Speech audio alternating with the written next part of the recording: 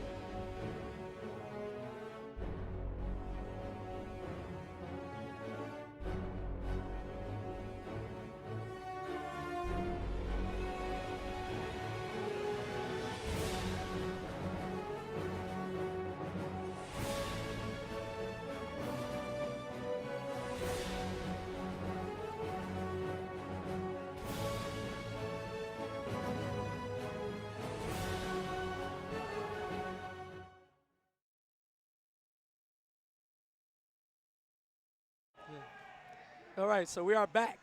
And coming up next, we have DJT, hailing from Las Vegas. And a name you might have seen once or twice before in Dragon, representing Noble Esports. On their paths here, we saw DJT take out KDZ, a former Injustice 1 Evo champion, showing that the skill gap between players is not so big this time. Oh. Dragon taking out Star Charger's Catwoman with a quick switch to Aquaman, but they're going to go with their mains in this situation, Green Lantern and Poison Ivy. All right, a lot of green on the screen right now, and DJT with a great throw tech, avoiding any bad situation that Dragon's going to put him. When it comes to DJT and Dragon, we're talking two players who will out-patient you. They want to play simple, neutral, and make the least amount of mistakes possible. They have no problems gaining damage through throws or pokes. Doesn't necessarily need the big combos, but are able to convert at a moment's notice when the opportunity arises. Yeah, the ability to convert from almost any situation is a very strong asset to have for any competitive fighting game player. And right now, we're seeing a lot of defensive things from Poison Ivy. Those drills, trying to keep Green Lantern honest and moving in slowly with his approach. Oh, and I'm not really sure what Dragon was trying to do there. DJT getting it going with the forward three. Dragon respectfully keeping the block, keeping back as his blocking stance. All right, gets that sweet overhead double kick from Poison Ivy. So smooth and spreading her pollen everywhere, trying to poison the entire roster at the same time. Only here to protect green. And there's Nightshade out, keeping Green Lantern locked down full screen, building so much meter, drills, forcing DJT to walk in slowly. You don't want to eat an errant drill and get knocked back to full screen right where you started. DJT having a hard time finding his footing right now, trying to get something going. He pushes the wall up, meter burns it, and connects with the overhead. Another overhead. Dragon caught crouch blocking this entire time. I feel like everything that Dragon got hit by was an overhead, except for that meter burn back three. Yeah, great reaction right there. Dragon got a little greedy, tried to throw his forward three out from max range, and DJT with the reaction with the meter burn to armor through it. Oh, and there you go. Dragon whiffing that air-to-air. And DJT ready with that back one, whiff punishing him as he lands on the ground. All right, slaps him with a huge vine tentacle. DJT caught, trying to jump. Nightshade is out and active. Now, if you can land a hit on Poison Ivy while Nightshade is active, he goes away, as demonstrated right there by DJT. But still, such a huge wall to try to get in. Unclashable damage from Dragon, and a simple drill from hit or block will do the job. And there it is. That's all she wrote for the first match. Dragon going up 1-0. DJT struggling, thinking about what his next move is. Uh-oh. Now some back history on DJT. This man, when he plays, if you can see right now, his head is tilted at about a 20-degree angle. Okay, I see it. If it tilts between 20 and 45, he's concerned. If it goes over 45, his opponent is in trouble. That is the highest form. That is Evo top 8 in every NRS title released DJT. That is when it is no longer a game and he becomes the god of everything. Dragon looking to take this victory without taking him as far as he needs to go. All right, DJT getting hit just because of that very, very slow backdash. I want to say Green Lantern has one of the worst backdashes in this game, but he's got great walk speed, great back one, poke potential. Absolutely. A lot of his tools compensate for it. Keeping him as balanced as possible right now. Now the initiation of that throw, even though Dragon did tech it, it does make the trait go away. Yes. And it does hurt him a very, very tiny amount. And the meter burn roll in, that vine drill from Ivy, so great. It's a tracking move. You don't have to choose, close, medium, far. It simply tracks where the opponent is. And a lot of throws, throw teching, throw whiffing. These guys trying to keep that corner position. Dragon's back is to the wall. Dragon was doing a great job of teching a lot of throws. I feel like his reactions are on point. I feel like DJT needs to test them out, try to kind of bait him out just with a walk-up forward three. Oh, DJT getting the whole string, but jumps out of the corner uncontested, puts the wall up, breaks it down, jumps in, tries to bait a throw tech, and so much patience from Dragon. The defense right now, this young man, what a series of blocks. Just blocking and reacting to everything like it's nothing. Dragon, that's why he's one of the best. All right, whiff punish here. DJT fighting back, not letting it go just that easy, sir. Great jump one by DJT, pretty much tying this up. Unfortunately for DJT, he is behind on meter a little bit, and in this game, your meter is your resource. Gets the anti-air, Dragon trying to escape, DJT having none of it, clashing this early in the life bar. I don't like it. I don't like it one bit. He's not going to use any of it. He uses a bar, but look at all. It's going to go to full. It's going to go to full health, and that's so much potential health he could have gained back if he just held onto his clash and used it a little bit later into the game. We saw the great damage from DJT, able to get Nightshade away. Takes the throw. Dragon wants nothing of this corner. Doesn't watch his toes, but DJT doesn't commit. Instead, gets the hit confirm on that string. The wall is up, and a punish from Dragon. I feel like DJT is not utilizing too much of his meter in the combos because he wants the corner position. And that was so slick. The meter burn roll spins the bar again. Dragon looking to put up a defensive wall, but jumps. The wrong move. Where's the mix-up? What side did that hit him on? The DJT! Side. Oh, in the air escape. Dragon trying to escape. DJT simply poking away. The power of will in that ring, mashing the buttons through DJT vicariously. And Green Lantern tying it up, one game apiece. Are we in for a slugfest? Will DJT run away with it? Dragon taking his time at the character select screen. A great tournament, strategy. Definitely. Breathe. Yeah, definitely breathe. Don't want to go too deep or too fast into another losing situation. Yeah, you let the momentum sift, let it simmer down, thinks about it. Dragon also has an Aquaman who we saw use yesterday against Star Charger to send his Catwoman to losers. And now the contemplation bug, which is clearly on this stage, has sent each of our competitors into such a deep thought. That is the face of a confident man. That definitely is. Both these players determined to move on into top 8 winners. And I agree with Dragon not veering away from Poison Ivy. He did a very good job that first match. It was very dominant. Just a few things didn't go his way the second match, and he didn't lose it by much. Absolutely. We see so many times in tournaments that players lose a close match and immediately switch characters as if, they didn't have chances or the match was that bad. I like Dragon sticking to his guns here. And here we are in the Slaughter Swamp, but Poison Ivy is out to protect the green for sure. Oh, Dragon a little too late on that whiff punish. He should have been able to do it if he just did it a few frames faster. Everything at her disposal. A lot of patience now. There's a forward 3 plus on block. Nice bait. And a nice confirm into the Lantern's might cancel. What side is it on? Oh, and the meter burn back 3. Dragon gets it going, and a very great reaction, realizing that DJT flipped out of the combo and moving to the other side, putting DJT in the corner. Yeah, he even got the punish on the air escape there. Didn't quite get the maximum potential out of it as DJT is able to survive on this life bar, keeping it in contention. What's Dragon going to do? He's going to use the bar, put a little more chip damage on DJT. DJT gets it going, and Dragon with the immediate jump. I like it. I love it. I love it. Great decision. Got him out of the corner and bought him all this real estate back there. DJT with a roll right through Dragon. Oh, and the meter burn back 3 after negative frames, knowing that DJT was going to challenge.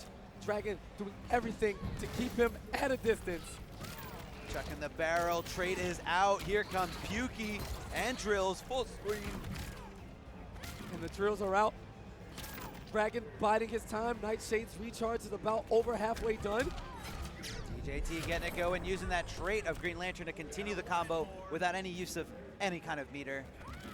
And the trait's not active anymore, and Dragon trait's ready to go. Yeah, a little too preemptive there. I'm not sure what Dragon was looking for, but DJT is easy with punch. Going for the wake-up command grab. That forward 3, putting Green Lantern airborne right out of the range and hitbox for Dragon to get the standing reset.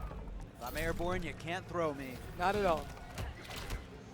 DJT challenging the trait summoning and just trying to go right in there, right in Dragon's face, but to no avail. He has to eat all this chip, and he's forced to use the clash. Yeah, Dragon with that secondary drill there after seeing the meter burn confirmed gives DJT a second chance with 15% health bonus and the anti-air. Time to fight back. Cancels into the trait.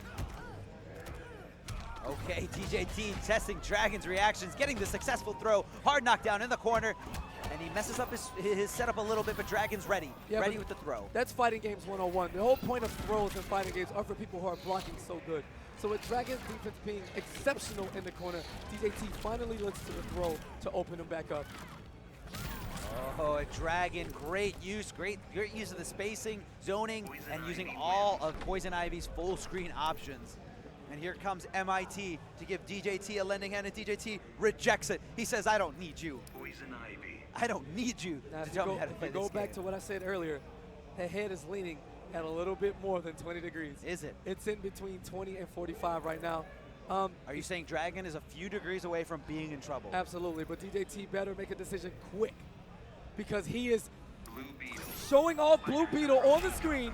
This Blue is the Beetle. first time I've seen this character in the tournament. Blue Beetle. Does he know something we not? Now, Blue Beetle is known for space control and fantastic projectile. Now, Poison Ivy's drills cover the ground space, but they don't reach Blue Beetle in the air. So I'm expecting DJT to play this air game and just simply remove Poison Ivy's ability to If you want to be a use her world traveler, Very start by... unsafe at that Oh, is that a distance. Galaxy SA? DJT was banking on Handsome that screen. projectile hit, Well packed down. 100%. Oh, okay, we're moving fast. Just for one projectile. top. There's the Scarab active just to fly out of range. Working its way in. Oh, it gets opened up. Surprise. Boot to the head.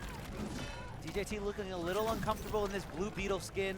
Kind of like he's not 100% there defensive-wise. And nice challenge from Dragon with the air-to-air. You can't beat him on the ground, so he meets him in his home area. Pukey's out, goes for the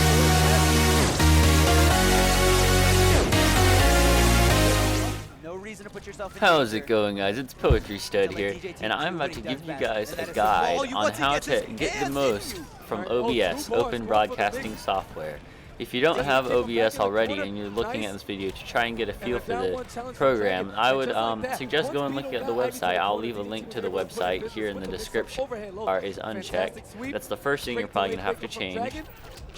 Dragon So first we're being going to go very to encoding. disrespectful, not Make sure not encoder refusing times to not press 264 is buttons in any checked. situation. I think you can Hard use knockdown these as flat. well, DJT's gonna but wait, I wouldn't whip really that suggest that. shield You have to have bash, some which complicated basically software Blue Beetle and lays on the hardware to ground do and that. screams, Make sure that this box is unchecked. Use CBR is unchecked. Alright, DJT That's the first does thing you're two probably going to bars, have to and he's gonna change. use it. 25% Change the health quality regain. balance to 10. And Dragon Change not your even max down to his bitrate to last bar yet. 1000. Dragon in a great position. Turn on Nice shade use is out. custom buffer size DJT and caught turn and that Luke down has to to block 0. all of this now. The reason for this is that we are, well, it's kind of complicated, so I'm not going to go Fires into some great projectiles, detail, but trying to keep you're the basically distance. just making it so Dragon it goes with a nice faster. jump, reads the That's air all you should have to projectile, worry and about with again, another encoding. whip on the So shield, let's go on to and instead of broadcast going for the settings. combo, he Yes, I cancels would like into to. Bark Skin. You Might have shouldn't have been to change input anything error, here. but If Dragon you is don't still in the know, ultimate if you control don't of this already match, know, and then DJT to finally make it so takes it his does first files, blood you change that. I'm not gonna mess with that though. Alright, DJT So has a we're gonna go huge- on to video next. huge So uphill to in the climb. guide that I'm gonna leave the link to in the description, Don't really there's see really this nothing panning out about for this, him too but well. if you really want to DJT get, on if the you have verge a of really getting bad knocked into computer and you illusion really want to bracket. cut down your lagging and stuff, Trying to you can build actually some do a lead here. resolution Dragon with a nice downscale. throw And in what this between does shots. is it just makes it easier for the Air to computer air to again, process. full- Originally oh, I air meant it tech. normal, but Last then chance I by changed Blue it down to Beetle, Dragon ready with the 1.25, meter per and that wasn't back even three. enough, so I did Nothing 1.5. DJT coulda done. And now my videos run a And lot just like faster. that, patience and great practice, dedication, the way he used Ivy's tools to a character who most people said, yeah, Ivy's Yeah, okay. Just okay. And here she is sitting in the top 8 of winners at the first premier tournament of the IPS.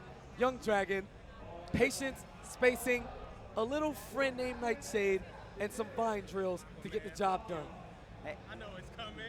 All right, guys, so we're going to go to a nice replay from our previous match, or the match before DJT versus Dragon in Tekken Master versus Newbie. Now, pay attention to the detail. Newbie flipping out at the end, using everything he could, but it just wasn't enough. And the immediate pop-off that we caught on the replay at the end. Here we go. Newbie eating Dexstar. And just guesses wrong, man, that low. On that blood tornado, gets out, second chance at life, tries to jump out, Yeah. and Tekken Master all over it. What a fantastic set, man. At the end of it, Newbie's still very much alive. We'll see Tekken Master later, right after this. But coming up next, we have our last matchup in the winner's bracket.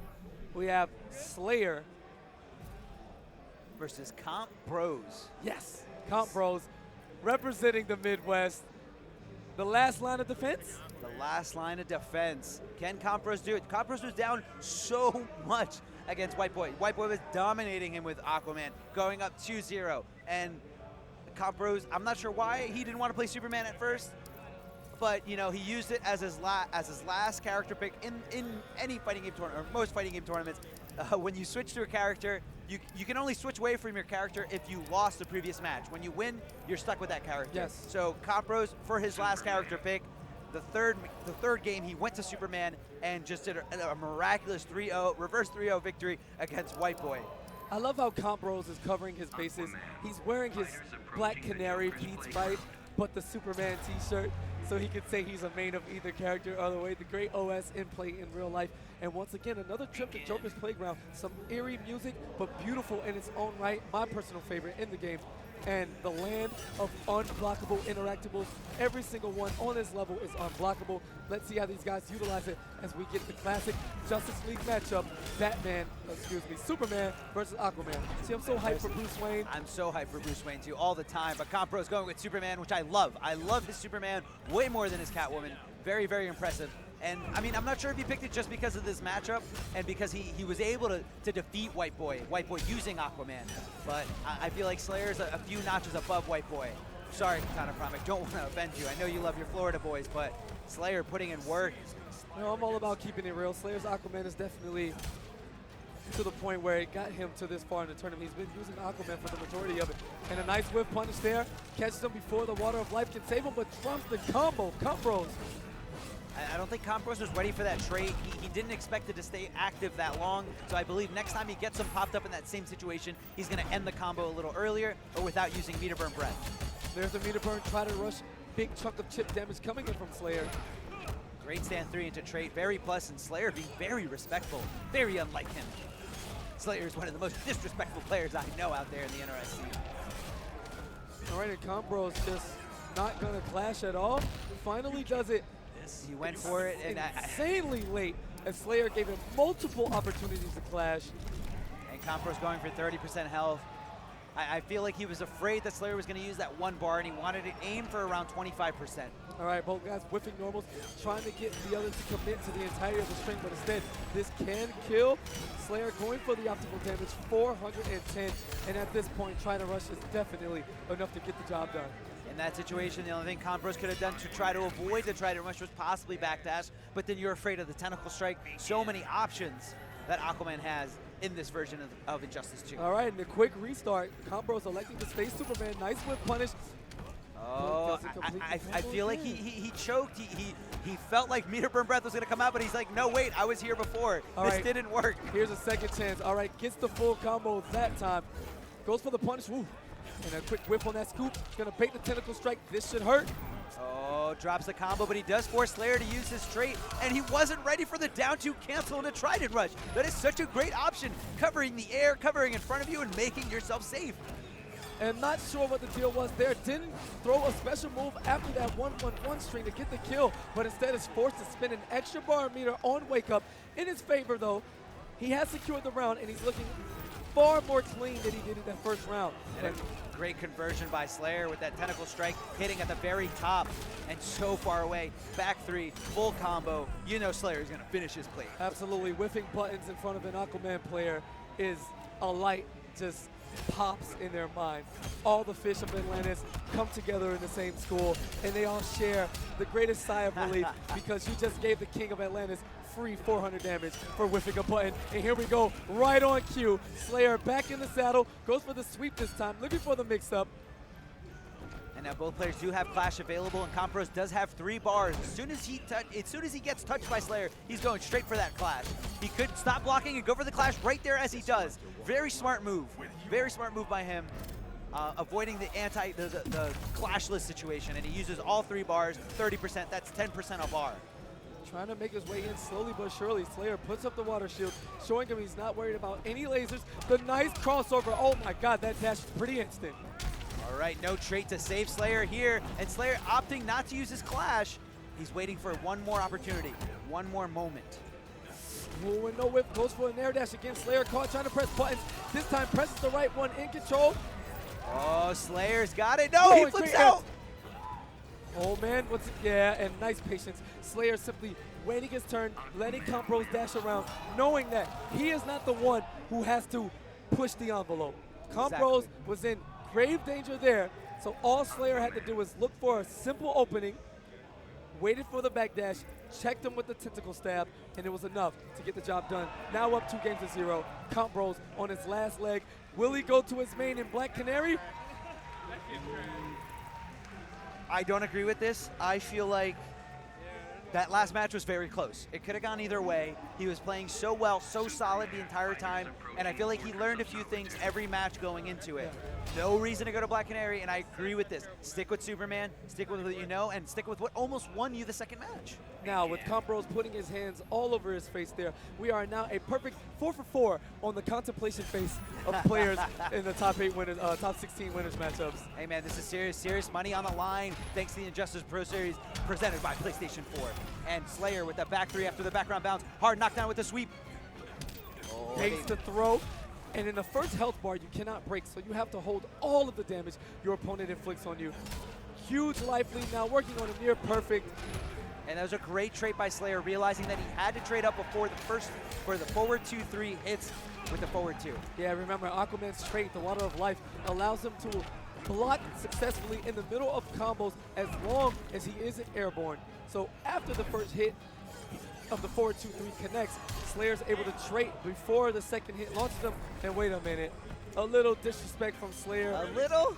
Just a little bit. A little? Kind of unnecessary at this point, but these are the breaks with these kids nowadays. Hey, you got to do what you got to do to stay in your opponent's head, keep him submissive, keep him down. And Compro's not taking any of that lying down. Going with the double forward 3. Looking for the dodge bomb setup, instead goes for the empty throw, empty jump into the throw. Slayer ready.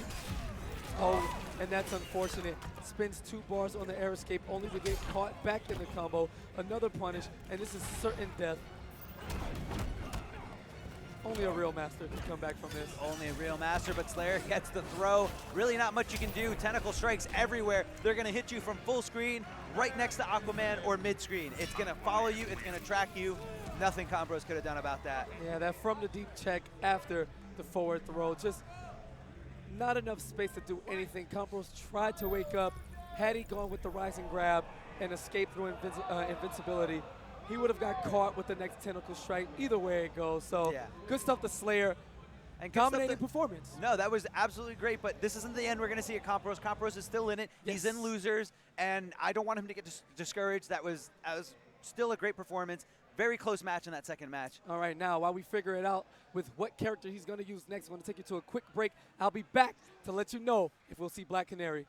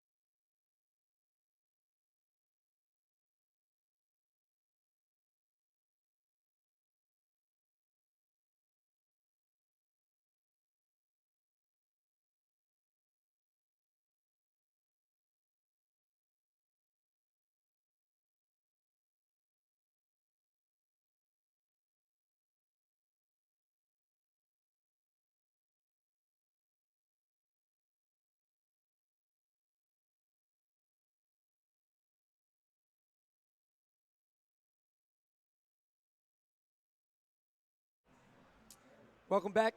We're live, and we have updates from the losers bracket. Now, Hayate with Robin defeated Gross off stream with Green Lantern 3-0 to advance. One game away from top 8 with Robin, and also Biohazard took out Illusions 3-1. He'll be going up against DJT for his spot in the top 8. And also on there, Scar advances after defeating White Boy, and KDZ advances after defeating Star Charger. All losers, unfortunately off stream. Hopefully someone records that and uploads it for us later. But that's our setup. And you will see the rest of it all here. So you will see the qualifying matches. We have Newbie against KDZ. We have Comp Bros against Hayate. Forever King against Scar. And DJT against Biohazard. That will clean up the rest of the losers qualifiers. We're going to start with Denzel Terry himself and Biohazard. Harley Quinn on the screen. Harley Quinn, you're hype? We're I know all you're hyped. hype. There's I know legions- you're hype. I am, but there's legions of Harley fans everywhere, and we need to unite and put all of our power and spirit bomb a cupcake, because cupcake bombs are glorious. Have you had one of those? No. It's an actual grenade with icing on it, Okay. because she's a psycho, and we love her. That sounds amazing. I can't wait. Yeah, we just saw Biohazard last week, first weekend of the game, get second place at Toryukin out in Canada, where he lost to his brother Honeybee in a classic grand final set.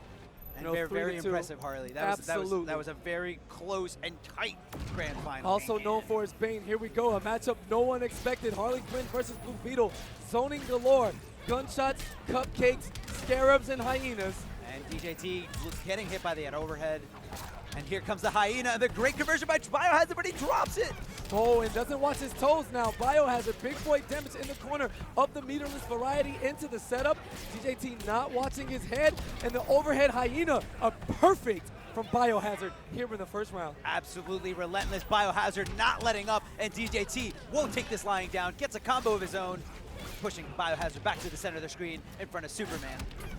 And Biohazard gets it going, converts with the back three. Great flip out by DJT. But an even better punish from Biohazard into the guns. Setup, play doctor poisons him. Do not forget, Harley does have her PhD. Oh yes, she's a very smart girl. And can we just call this what it was? A slobber now? This is free. Free? This is free. Free. DJT, no options. There's no way this man is staying on Blue Beetle. Unless this man knows something or just remembers something that he just did not utilize, because that was a mopping. Yeah, Biohazard with the casual just, you know, I'm ready. Let's go to the next round. And He's insane. He is out of his mind. What kind of man would continue in rematch after that mopping? DJT, show me something I don't know. all right, well, he's going to fight back now, shooting projectiles of his own and not letting Biohazard simply control the zoning. All right, jumps out, dashes under. Blue Beetle with that fantastic movement gets the jump in. And wait a minute, DJT trying to show us something. Oh, and a whiff. He was baiting it out. He wanted that out there. Got out of dodge, and he's continuing his offense. Not quite there in comeback territory. Nice cross up, no commit, but instead gets the reset with the low gunshot. Biohazard in control, summons the hyenas, keeps DJT locked down. DJT with a nice cross up. Here comes the hyena. It's got Harley Quinn's back. Harley Quinn does not convert, but gets the neutral jump and again doesn't convert. Biohazard putting himself in a very unsafe situation, and DJT not capitalizing. And no punishes right now, a bunch of scrambles, gets the cupcakes out, and spins all of the meter necessary to secure the round. Doesn't want to play around anymore with DJT. Oh, and DJT there, when you see that jump too, he's looking for the flight cancel. He wants to fly around and stay out of the range of the hyenas. Harley's gun, she has up guns. The cupcakes hit at a nice angle. All right, and the hyena keeping DJT down, and the cupcake very well placed by Biohazard. Great blocks by DJT. Oh, it stays low, low profiles under his string, slides a cupcake bomb in his direction. Great trip guard there. Double back three. Oh, into the forward three to keep it meterless. Not only are we keeping it meterless, but we're keeping it unclashable. Biohazard has no intention to let DJT clash and get any health back. If Biohazard lands a hit, he's gonna go for a super. Wait a minute. No! Harley is plus after her super, and once the bone is out, the hyenas are summoned. My dogs are hungry. Okay, I love the And Dark Knight. Biohazard summons his newly found trait, which is infinitely better in this game, Way better. And he's up way better. 2 games to 0. I feel like DJT really threw away that second game. Maybe feeling out Blue Beetle just to see what's going on, but it clearly was not working in that first match. Or maybe he felt like, you know what, I guess wrong every time. Let's rematch, and I won't guess wrong this time. And it was a lot closer, but not that much closer. All right, no goes whiff to punish. Superman. Whip punish right there in between the strings, showing you his defense is still on point, but instead, a little late on the anti-air attempt. Harley's jumping medium attack, one of the best in the game. Massive active frames, a huge hitbox, and comes out in 6 frames. I feel like DJT's getting a little impatient there, pressing buttons when he shouldn't be, and just getting hit by Harley's combo starter. That time he presses the right button and forward 2, that cross swipe. So much damage, now a punish. Restands into the corner, tries to bait the throw, and Biohazard showing some nice poise, not falling for the bait. Yeah, Biohazard being very patient. You gotta be patient when you play a lot of the characters that he's played in the past. Yes. You have to pick your time to go in and just, but right now Biohazard does have a lot of zoning options. With the hyenas, with the gunshots, air gunshots. Cupcakes are out. Those are More your favorite. hyenas. Nice air dash to avoid the gunshots. Not only avoided DJT the gunshot, but avoided the hyena. Very smart. doing a fantastic job of avoiding the entire circus there. Breath, more pressure, and the 6 frame down 1 check from DJT. Looking at Biohazard to press a button back to the wall where Superman is scary. Now what's interesting is DJT's not going completely in. I think he's keeping that interactable in mind. Harley Quinn can jump off the elevator. Ooh, and a clutch throw there. Had that forward 3 connected, we're talking about massive damage. With that trait active, Superman does more damage, and he breaks all armor in the game. Great block by DJT, keeping Harley Quinn in the corner. This is gonna hurt. Goes into the trait. Very smart clash by Biohazard. He did not want to eat that combo. Absolutely. Even though he's at a meter deficit, he would have lost infinitely more health had he let that combo rock. And DJT opted not to use all his bars. He only used 1. I think he figured Biohazard wouldn't use any, considering he was down. He had a meter deficit. That's where the clash mind games come in. How much is your opponent gonna bet? A nice patient DJT dealing with the hyenas. The approach is hard as Biohazard's wall of bullets and cupcakes. Doing a fantastic job of getting the job done. No punish. Biohazard does have the elevator interactable to get out of there. Oh, and a clean jump in. This is gonna hurt. We're not gonna see a reset, but we are gonna see some Oki. 500 damage, and Biohazard doesn't go for the double back 3 unclashable, but instead DJT gets a second chance at life, whipping some normals, the double gunshot. Any hit will do it, and the cupcake bomb right on the dome of Superman. Who knew you could take down the regime with grenades and icing? I mean, there's a bunch of dynamite for good measure as Biohazard shows off the Harley Quinn stick art. Beautiful. I love the touch of the bubblegum pink Of course. stick top. Beautiful, and right into it. That was 3-0. That was 3-0. That was 3-0, and you know, DJT was looking really strong with Superman. He was making all the right reads and pressing Harley Quinn in the corner, but you know, I feel like if he just went with Superman out the gate, it would have been a much different set. All right. Unfortunately, he just threw away that second game to Blue Beetle, and I'm going to say he threw that game away. This is such an interesting matchup. I don't think anyone could have called this top 16 so unpredictable right now. Here we have Hayate trying to make it into winners, into top 8, excuse me, with Robin going up against Compros, who Superman we saw earlier, but at heart he wants to play Canary. Will we see the matchup? Not entirely sure, as we thank these gentlemen for desyncing the controllers and being on top of everything. Thank you, guys. Absolutely. No, I don't think Canary is ready. I think he needs to take it back to the lab, wait it out. You want to take a look at that character select screen? I think I'm completely wrong. Is this actually happening? This is happening. Maybe he's giving it a shot, just like DJT gave it with Blue Beetle, and it's probably gonna get shut down. That's what I'm calling it. That's how I'm calling it right now. Now, this is a button check, guys. Don't get too excited. These guys are just making sure everything works, everything's mapped the right way, and they don't want to pull a CD Manny. All right, so Robin is known for his great control of the mid-screen, has some of the longest range normals in the game, great mix-ups with the sword and his Birdarang, excuse me. Birdarang.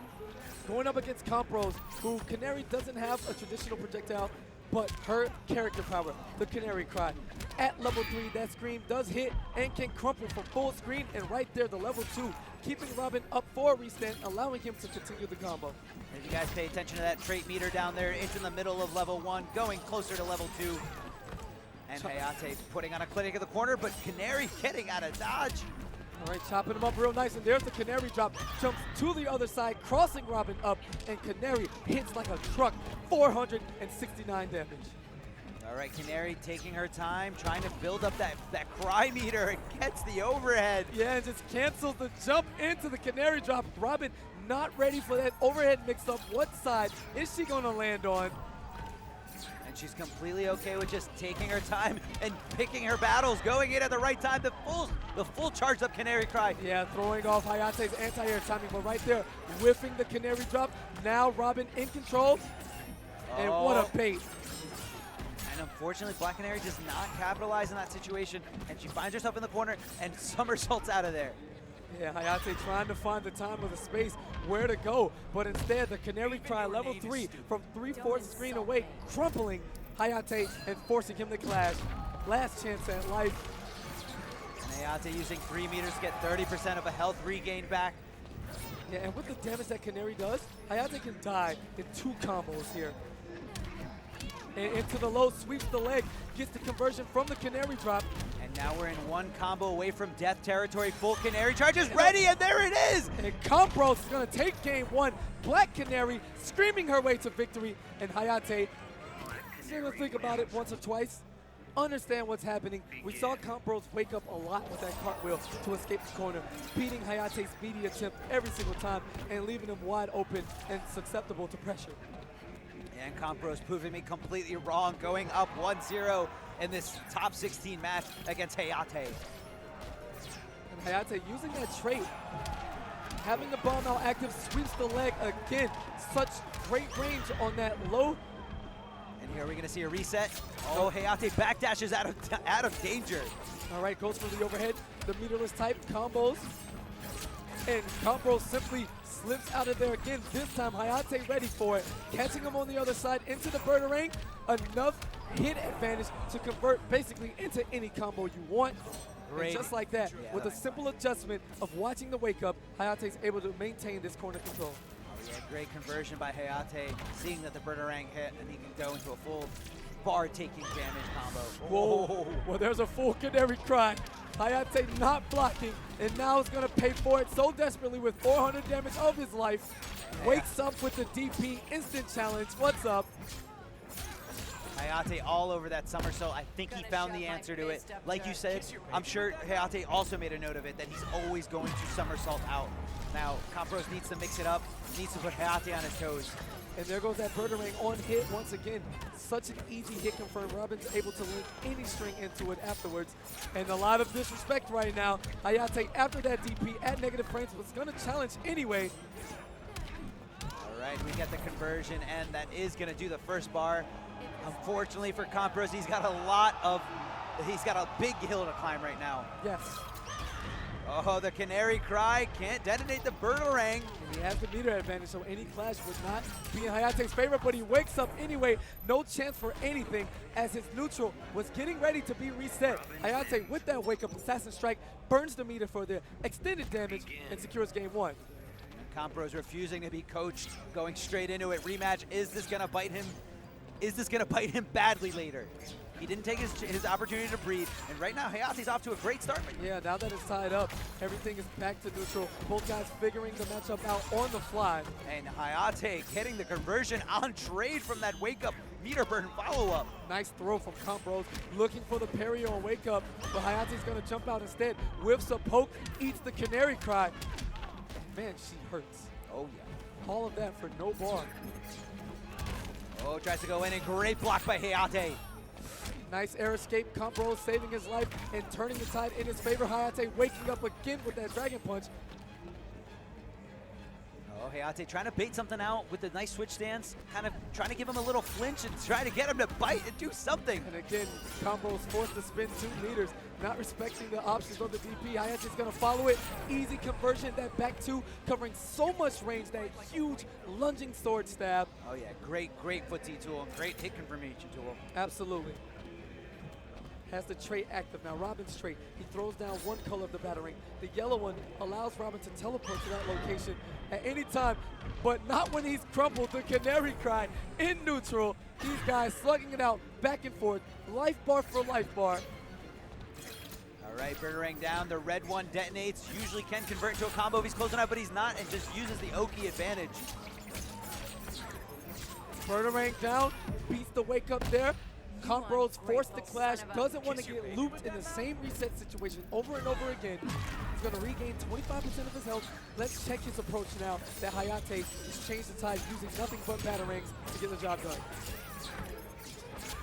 Okay, keeping Black Canary there. Now Hayate has conditioned him to not move. Oh, and that was so dirty. The EX Birdarang hitting low after hitting Combros with the overhead.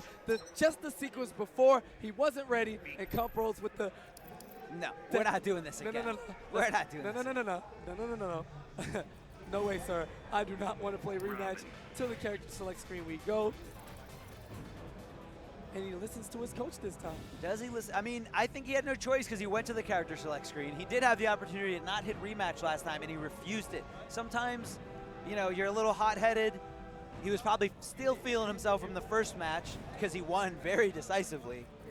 But unfortunately, it looks like he's sticking with Black Canary, not going to Superman. You know, anyone who makes a character, when it comes down to it, and you're on the brink of elimination and losers, it always happens time and time again. You stick with what you know best, and Canary's what gave him, you know, it did the most work in the tournament. We know about the 3-2 comeback against White Boy, but the rest of the way it was all Canary. So if you're gonna, you know, come in swinging with her, you might as well go down swinging. But I feel like Hayate is finally found out how to stop Black Canary's wake-ups, and Superman has a giant arsenal of wake-ups. Wake-up breath, wake-up rising grab, just anything. But there's a Canary Cry in neutral. Hayate gonna stop whiffing those buttons, but not gonna stop waking up into the conversion. Goes for the Birdarang. Again there, he's going for, he hasn't learned his lesson. The stubbornness of Compros, the refusal to be conditioned. Gets the corner combo. This is gonna hurt. The up knees. Canary Cry for the crumple into the restand. Same side, the mix up, and just like that, one touch equals death as Compros is back in the driver's seat. Absolutely incredible. The touch of death by Compros, giving him another situation because he had the corner at his disposal. Oh, cancels into the Canary Cry, goes for it, risking it all on the mix up. Highly successful so far, and the parry on the wake up. Compros with the ultimate reads. The arm bar, putting him in the corner, forcing Hayate to use the clash. Hayate's in big trouble right now. Uses 3 bars, 30% health regain. And immediately with the Canary Cry, big boy damage back into the same situation, goes for the overhead. What's it gonna be? Canary drop, baited, and Compros ties it up at 2 games apiece. Both men on the brink of elimination. This is anybody's match right now. Compros looking so good right now. And Hayate goes right into it. Rematch, no time for breathers. I'm ready for this. Just out of range for that punish crate block. He was able to switch sides just in case. But now Hayate waking up on his own assassin strike. Has invincibility on startup. And the Birdarang connects. Into the loop, overhead, nice blocks from Compros. But keeps challenging Hayate. Oppressive now. Swords on top of swords. Mix-ups, batarangs to keep it safe. And Hayate in the driver's seat. Overwhelming and impressive with the Canary Cry. He goes somersaults into the corner, and it's just ready for the Canary Cry. It was built up, ready to go. I haven't seen Hayate block a single one in the neutral. He's got hit by every single full charge Canary charge. And Compros just hitting his somersaults away. The meter burn back 3, challenging Hayate with the armor, waiting for that level 3 scream meter to build up. He now has it, uses it, and I love Compros' space control. He somersaults to gain meter and build the time for his Canary Cry. All right, Hayate finally got his sword on him, and the Birdarang flips back around, follows Canary. That Wayne technology, auto-correcting, beautiful stuff. Don't blame Damien, blame Bruce, and he's using the tools that Daddy gave him to his advantage. Damian Wayne wreaking havoc right now, putting Compros up against the ropes. Now, how far can he take the rest of this first bar? Oh, just out of range. He's going to pay for it desperately. Uses the air escape. Hayate resets right again. Doesn't have 2 more meters to expend right now, especially when he's going to need his splash into the sweep. Overhead sequence. Everywhere. Combos everywhere. Overhead starters, low sweep checks. Birdarang, autocorrect. Hayate's got it all right now. Oh, man. And the Birdarang almost trading with the Canary Cry. The Birdarang denial. No one wants to watch TV. We're trying to make top 8. Robin with the low rushes in with the Assassin Strike. Hayate just doesn't care. Trying to finish combos as quick as possible. And Compros finally taking out that first bar, but I feel like it's too little too late. Are we in real master comeback territory? Well, I don't know. We saw Compros perform a touch of death sequence earlier today, so it's not impossible. Starting right now with the Canary Cry. Gets the tight link on the back 3. Could happen. Didn't have the corner for the standing reset, but he is somersaulting to build that meter. Yes, he is. Avoiding the Birdarang. This is so intense right now. Jumps in, the meter burn back 3. Hayate recovers in time with the DP, doesn't connect. The overhead does the job, and Hayate makes top 8 with Robin. A handshake. Compros with a look of disappointment, but Hayate, a hug. Good sport. Great good sport. sportsmanship. Yeah, all good. Great sport. Hayate making it into top 8 losers over Compros in a very grueling 2-3 set. That was incredible. It went everywhere. One guy got bodied, the other guy got bodied. It came down to the wire. That set could have gone either way. This game is so wide open. In our top 8, we have 2 Canadians and Tekken Master from the Middle East. It's anyone's game. It's seriously up for grabs. Who's going to win? All right, now stick around with us. We'll be right quick with Forever King versus Scar. 10 seconds at best of each.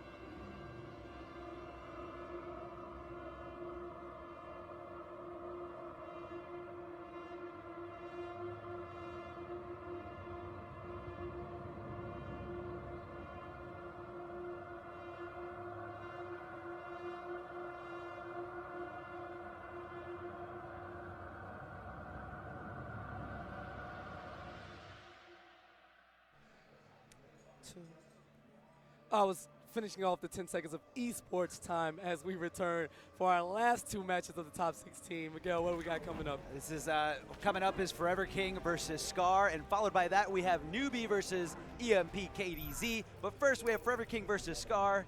And guys, thank you so much for watching the Injustice Pro Series, brought to you by PlayStation 4. And here we go, right into the match. I mean, this is as canon as it gets. This is the pillar of the Injustice storyline. Batman versus Superman, the regime versus the insurgency. Night versus day. And Forever King getting punished for that 1-1-2 string. Didn't cancel on the trait. Afraid an empty jump throw. What's going on? Both guys acting a little shy, I would say, right now. So much respect for one another. That sequence, about 5 seconds of nothing. And Forever King trying to get something going with the mechanical bats, and Scar wanted nothing to do with it, just immediately push blocks. Right, trading lasers for batarangs. Lasers doing more damage in that situation. Scar meter burning. So much patience right now. So much patience. Really no reason for Forever King to really go in. He's building up his trait, and here it is, 2 traits ready to go, 2 mechanical bats, doesn't get him anything. And Scar with his back up against the corner. He is in the slight light lead right now. Forever King needs to make his way in, and the punish a little too early, but a great conversion by Forever King. Doesn't get the entirety of the combo because of the weird gravity scaling right there. As he started the combo with Scar in an anti-air position, baits the parry and a throw into the corner. Great patience by Scar, giving Forever King that nice laser back massage, putting him back into the corner. Yeah, it's even as it gets right now. 4-2-3 into the trait, cancels out, gets the bats out, clips him, not enough to take the life, but spins the bar, exploding that batarang, catching the foot of Superman to have both players on their second bar of health. I definitely agree with that decision. Absolutely no reason not. Look at all this bar he's building from just putting on this zoning array of batarangs just coming at Superman. And even when you do get close, he back 2 threes and throws more and more batarangs at you. This is space control at its finest. This is respect, piece by piece. No man is willing to overcommit. No reason for him to really go in, but he does with the forward 2-3. And they both neutral jump, talking about being in each other's heads. Oh, and a great flip out by Scar, but unfortunately for him, Forever King gets the hit, converts into a full combo, and these players are forced to clash. Superman initiating it, Superman on the defense, and Superman falling short of 1 bar, Forever King getting 15%. Mechanical bats are out. Forever King doesn't convert, but he's in a very good position right now. No reason to put himself in danger, no reason for him to give Scar the opportunity of a comeback. And that was just unbelievable. After a million seconds of poise, Scar makes the one mistake, and going for that scoop after the punish, it's just over. It was. Simply like that. No man willing to overcommit early on. Scar saw an opportunity to take a chance, and wait a minute. Whoa! Was that a throat slice? Whoa, Forever King! My man, a throat slice and a smile. I don't know what's up with these casual killers nowadays, but if you make a throat slice, you better win. With the entirety of Circa sitting behind him, all of his sponsors and his teammates cheering him on. Forever King, the audacity. Puts that little bit of extra pressure on him, because if he doesn't get this victory, we're going to blow him up free. I think Forever King performs very well under pressure. Absolutely. I think he welcomes it. He loves it. That's why he did it. He put himself in that situation. Looking for Superman in the air, throwing the upper batarang, the forward batarang. Mechanical bats are building, as you can see at the bottom, right by Batman's meter. Those are his mechanical bats building up piece by piece. Oh, whiffs. Patience. Both guys, there's the heat zap right into the corner. Now Scar in control. Nice throw tech from King. Jumps out, escapes the corner. He's going to use the bats to keep the pressure going. Oh, Forever King does not convert. He just simply wasn't close enough. Mechanical bat is out. And a heat zap. Oh, Scar getting hit by the very same thing that we've dealt with throughout all of Injustice 1. The mechanical bat release into cross-up. If you noticed, after King hit him with the meter burn up battering, he didn't even chase him for the combo because he knew Scar was going to air tech. That's just like next level already. He could have went for a grapple read or such, but he just stayed neutral and waited for his bats as he just accepted that Scar was going to escape. And Forever King in complete control, knocking Scar out of the sky. Scar's in a bad spot right now. Is he gonna go to character select screen after this? Or is he gonna make this comeback? Well, let's see what happens if King gets the game. But we all know what happens when you give Batman prep time. King qualified for top 16 yesterday, and with an entire day and night to prep and study Scar, how dare you doubt Bruce Wayne? How dare. All right, Forever King. Looking for something, and you know he's just completely content with just throwing nothing but batarangs. He has no reason to do it. And Scar needs to be a little bit more oppressive. He's got him in the corner, and he's just kind of backing off, letting Forever King swing out. Oh, and Scar trying to make too much happen with jump-ins. Yeah, Scar isn't able to get anything going. All of his damage coming from Aaron Heat Zaps, and here's the first full combo we're gonna see. Spins the bar and whiffs, and that just goes to show you how this set is going right now. No, Scar not in the right mentality right now. Heat Zap not quick enough, only because Forever King was smart enough to meter burn it and duck under it. Very smart play by Forever King. Unfortunately, Scar is he's down by way too much. Raw grapple, King giving Scar a chance. Not sure, challenges the negative frames after breath. Batman just gonna camp out by the toilet. You know, even Batman has to drop one every now and then. He is just a man in a suit. He is so much more than that. How dare you? According to Superman, that's just a man in a suit. Well, this man in the suit just converted up batarang mechanical bat into the grapple, showing off all of the gadgets at his disposal to deal with this Kryptonian tyrant who can't get anything going right now. This wall by King, such great zoning and decision making. And with every batarang, he builds up a little sliver of meter every single time. So he's just rich with meter, rich with money and rich with meter. Batman can just do whatever he wants. Keeps going back into the corner, keeps throwing it out. You know, if you don't start off with the life lead and make Batman come to you, he's okay full screen. Look at that, the level of respect. King walked directly into Scar's face, crouched in front of him, and didn't press a thing. This is complete mind control. King, look at that look of confidence. Is he ready? Is he gonna taunt him a little bit more? No, we're going to character select screen. Yeah, there's no way he sticks with Superman. No way. Supergirl. Okay, Supergirl does have a teleport from anywhere on the screen, going immediately to her opponent, and with a bar meter can convert into a full combo. So maybe Scar's just tired of the zoning and wants an option to shut it down. And she does have an option of her own with the trait, and Forever King with the back two cancel into the low slide. Very dirty stuff.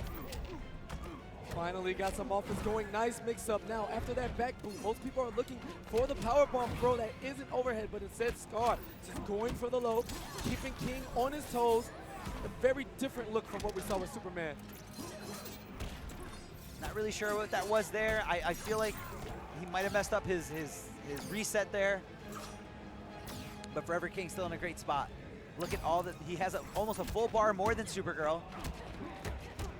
Scar looking for his opportunity, waiting, and unfortunately jumps at the worst time ever. And a wake up that was wide open for punishment. Not punished at all. Spins the meter burn on the ice breath to keep it safe. That time does it, but King does not challenge. All right, we're looking at crazy mix-up potential here with Supergirl. Oh, and blocks the cross-up successfully. Very good blocks by Forever King. Oh, meter burn roll to get in there. King is ready to finish this now. He is not going to wait any longer. He's not going to resort to zoning. And a wake up again, challenging.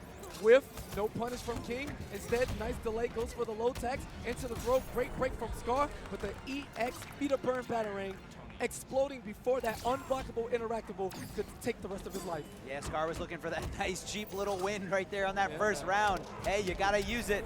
Talking about cheap wins, there's the air dash too. Cross King's self up. He had no idea which direction to block. Scar will happily take that situation 10 out of 10 times as he gets the mix up. And a great chase down by Forever King with that meter burn, with that forward three to chase down Scar's backdash. Nowhere for him to go, forcing the clash. Scar uses 2 bars to clash the tie. He's expending a lot of his trait meter. Supergirl's lasers, although quick and multi-directional, are tied to her character power bar. Yes, the character power bar that you see right there at the bottom of the screen. All right, a lot of movement now. No, not so much of a batarang oppression from Forever King. Scar moving around his way and teleports. I don't know if it was desperation, but it worked either way. Very dangerous stuff because if Forever King did block, he could have punished into a win right there. Scar on his last life. Forever King, known for making the comeback to this tournament. Can he be on the receiving end of one? Trades the batarang. Any trades are working in his favor now. As the life is whittling down into the sweep, backdashes out, gets opened up. Wait a minute, Scar now fighting back. And Forever King forced to use the Clash. I feel like it might have been a little too late, but I think he just didn't want to leave it to chance. He wanted to use it now in case Scar went unclashable later and didn't give him the opportunity to. Trying to force his way in with that mechanical back, gets the conversion, but doesn't complete the combo. Instead, Scar's gonna chase him down, air throw, beats out the EX batarang, and Miguel, not like this. Not We're like getting this. close, air slam, health even, goes for the last mix-up, King blocks it, Scar risks it all on the overhead bomb, a punish, a chest pump, and Forever King makes his way into the losing side of the top 8. Scar was looking so great until that last moment of desperation, going for that very, very unsafe mix-up. He was looking fantastic, made a great comeback, and had Forever King up against the ropes. What was he gonna do there? He knew exactly when he was gonna up batarang. He knew exactly when he was going for what string, and he knew exactly how to punish it. Used the air dash in such an impressive manner. We got one match left. One match to determine it all. Newbie will be bringing Cheetah back for one last time. But before we get into that, here's a replay from the previous match. All right, and as you guys can see on the screen, this is Hayate versus Compros, Black Canary versus Robin. And look at this reset, leaving him in a standing position, going with the overhead and finishing it out. The touch of death. Look how much health he had at the beginning of this combo. Very impressive stuff. Popping him up here, and now pay attention to the combo reset. Goes in the Canary Cry, leaves him standing, and there it is. Did that cross up? Did it not cross up? It doesn't matter. It was enough to get the job done and take out that first bar. Canary's kind of ridiculous. That mix-up is definitely one of the hardest to see. And KDZ. Can we have some biased commentary? My boy versus your boy? Look, he's super Aquaman right now. I don't know how I feel about this. He's color coordinating with his energy drink. I think he stole Ryo's hat. That's Ryo's hat. But his shirt, though, it's so, like, Atlantis. It's so Atlantis? It's so Atlantis right now.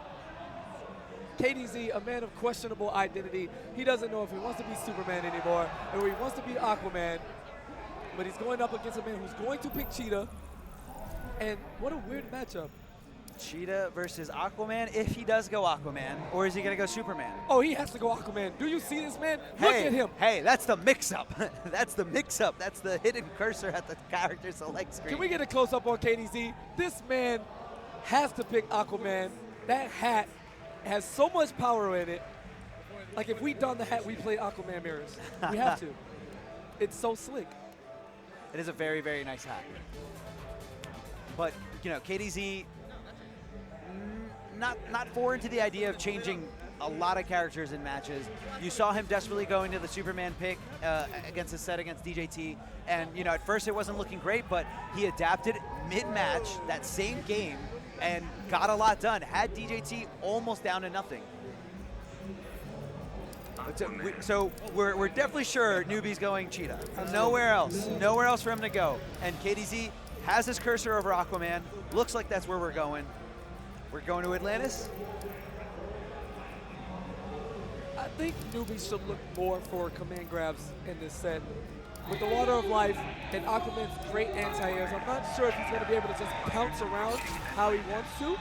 Whether or not KDZ or Cheetah can beat out that down two that has so much range. I think command grabs are the way to go. Cheetah can meter burn them for extended damage, get background bounces, wall bounces, you know, just utilize all of the gameplay mechanics. I could definitely see that. I feel like that is a little bit, Newbie kind of saves those command grabs for when your opponent, for when his opponent least suspects them. And, you know, I feel like he doesn't really use them to condition people at first. He kind of just has them there as a threat and just throws them out of nowhere. Well, either way, we'll figure it out as Newbie starts with the sweep.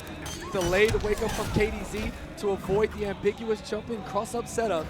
And if KDZ had the first hit instead of Newbie, he would have converted that into a bigger combo. First hit is very There we important in go. this game. We talked about it. That down two coming out fast, but Cheetah just so agile and so swift as she flies right over Arthur's head. And the unblockable interactables. Oh, the jumping pounds by Newbie, converting it to the claw trait. And 360 damage, beats the backdash, and just like that, 2 hits, claws out, and Cheetah, massive damage. Aquaman's trait was nowhere there to save him. Bouncing over, beats the backdash, and just like that, this is big danger. Wakes up, baited, and KDZ with a simple walk back was all it took to bait Newbie's wake up and punish him for doing so. Walk back, just feeling out Cheetah, seeing what she's gonna go, and she had a great rollout by Newbie. Oh, nice pounce cancels on the recognition from KDZ, canceling into that Water of Life trait to avoid the combo. And a great rollout again by Newbie. Newbie utilizing these all in the right moment, all in the right situation. Such great meter management from both of these players. Oh, you can bounce around, but when you have Aquaman's down 2, that Trident is gonna find you. Yeah, Arthur Curry letting Cheetah know, not in my house. The throne of Atlantis will be protected, and this cat is not gonna fly around the deep seas. Oh, and barely whiffs it, tries to jump out, but thanks to that new adjustment to that hitbox, KDZ does secure the match. If this was Injustice 1 in that same situation, that back 2 would have went right through him. All right, the short pounce, try to work his way in and avoid the tentacle slam, but KDZ up close is right where Aquaman wants her. Okay, he does trade out, he is able to block. Converts into something, doesn't have the meter for a full combo, and there's the meter. We're gonna see a back 3, we're gonna see a jump in, and the forward two grab. Oh man, the whip. Cheetah going a little too far to punish, and KDZ just poised and patient, standing his ground, waiting for Cheetah to try and pounce in. Oh, nice bait. Trying to bait it out. Newbie trying to find that nice, perfect little middle ground. Somewhere where he won't be in down 2 range, but close enough that he can punish on whip. And this just seems rough. Cheetah having an insanely hard time trying to get in. And a clash at the end of the combo, the frustration is showing in the gameplay. Yeah, don't agree with it. Don't agree with it at all. Well, that's unblockable, so that helps out. The wake-up Trident rush, denying the pounce entry, following up that back 1-2. The tentacle strike from full screen doesn't get KDZ much. And the sweep by Newbie, hard knockdown. What's the mix-up? He goes for the throw, puts him in the corner. Forward 3, the oppression of the plus frames, the advantage on block. This time gets the overhead and the string, pounces in, pounces out, pounces back in. We're everywhere, boys, flying all over the Atlantic seas. Meter burn forward 3 to get through the overhead slam, and showing signs of life is Cheetah. All right, the overhead interactable, and KDZ Trident rushing his way in, getting swept by Cheetah. Hard knockdown, forward 3. There's the command grab we talked about earlier. Newbie going forward for the first time, letting him come back for the cross under attempt. Meter burn forward 3. KDZ showing the respect. Oh, wow, and gives Newbie a second chance at life and blows it with the wake-up attack. Not quite sure on the decision-making for that one. I'd like to see more command grabs. Clearly a successful attempt, although it's only 1 for 1. I think using a command grab against a player like KDZ, KDZ is a very calculated player, a very passive player. He respects a lot of negative frames. You throw that forward 3, in very, very, very few situations will KDZ disrespect it. That's just how he is as a player. Fighters approaching Atlantis. Summoning the waters of Atlantis through the mist and vapors of the combo breaker venue is KDZ. Pretty sure he hasn't tried it in that pocket, a little mini one. Back to Atlantis we go. And Newbie finding himself at full screen, going for the pounds, making that down 2 whiff, almost gets the punish from the tentacle strike. There we go. Baiting KDZ's down 2 out to get the sweep. Pounces over, pounces back. And the tentacle slam tosses the Trident 250 damage. So healthy from full screen is Aquaman as it gets a full combo and tacks on an additional 444 after. And Aquaman's just a little too fast for that meter burn back 3. Not quick enough. for Cheetah. There's the head shake of disappointment. I think Newbie knows exactly what's going on here. Trying to figure out the matchup on the fly. Aquaman seems to have all of the answers. All right, gets the forward 3, chases KDZ's backdash down, and Newbie still on the board, not too far behind.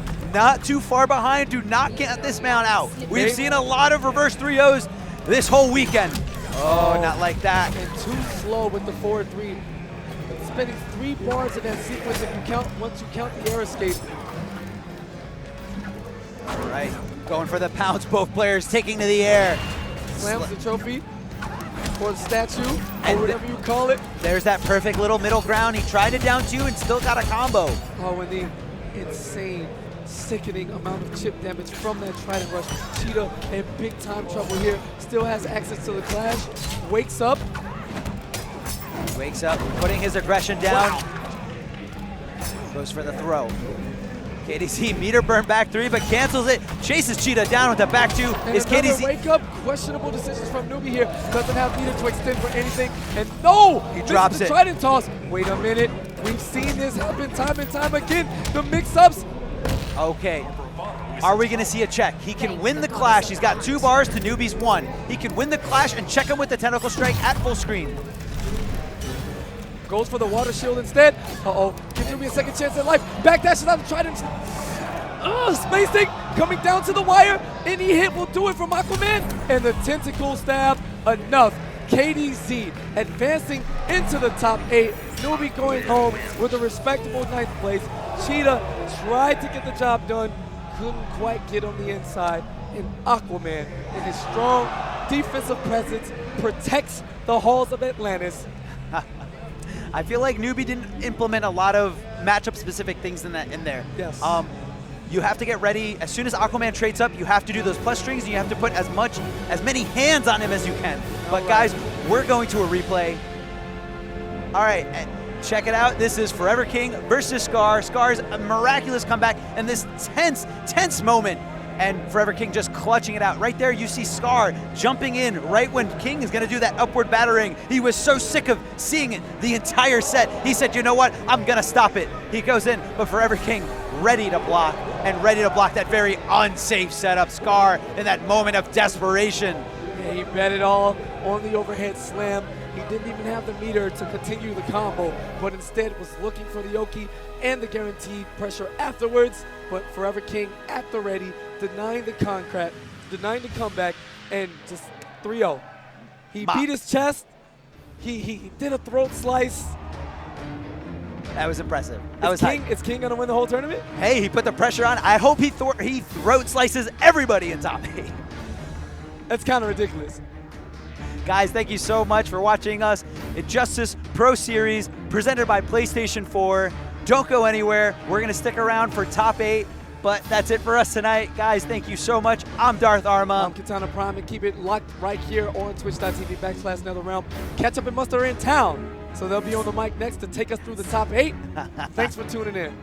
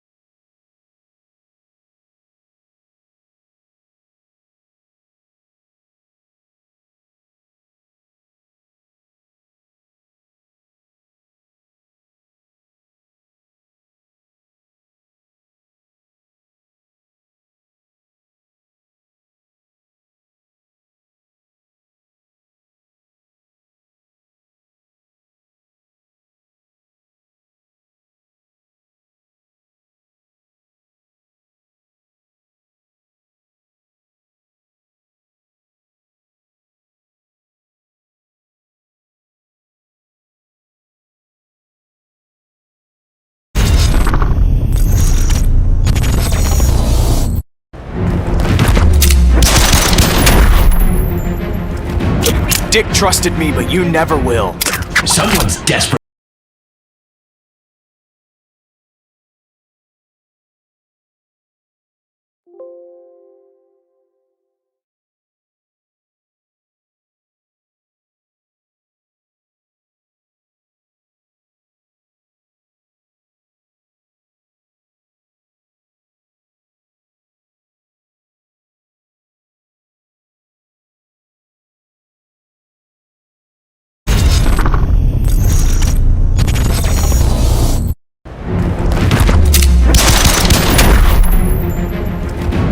Dick trusted me, but you never will.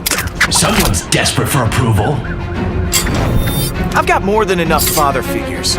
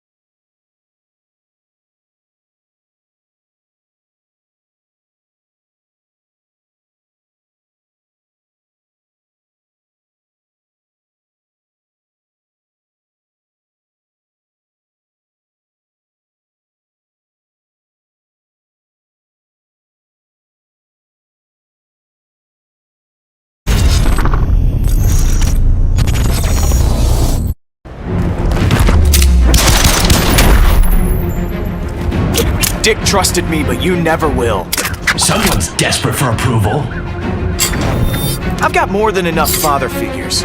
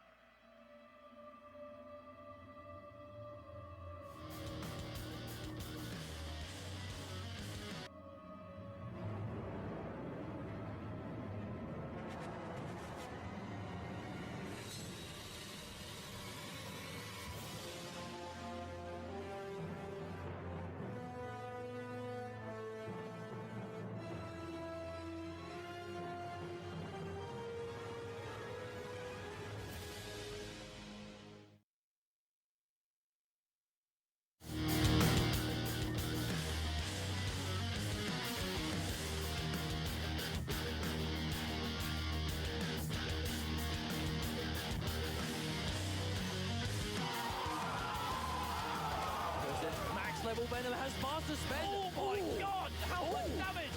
774, just like that.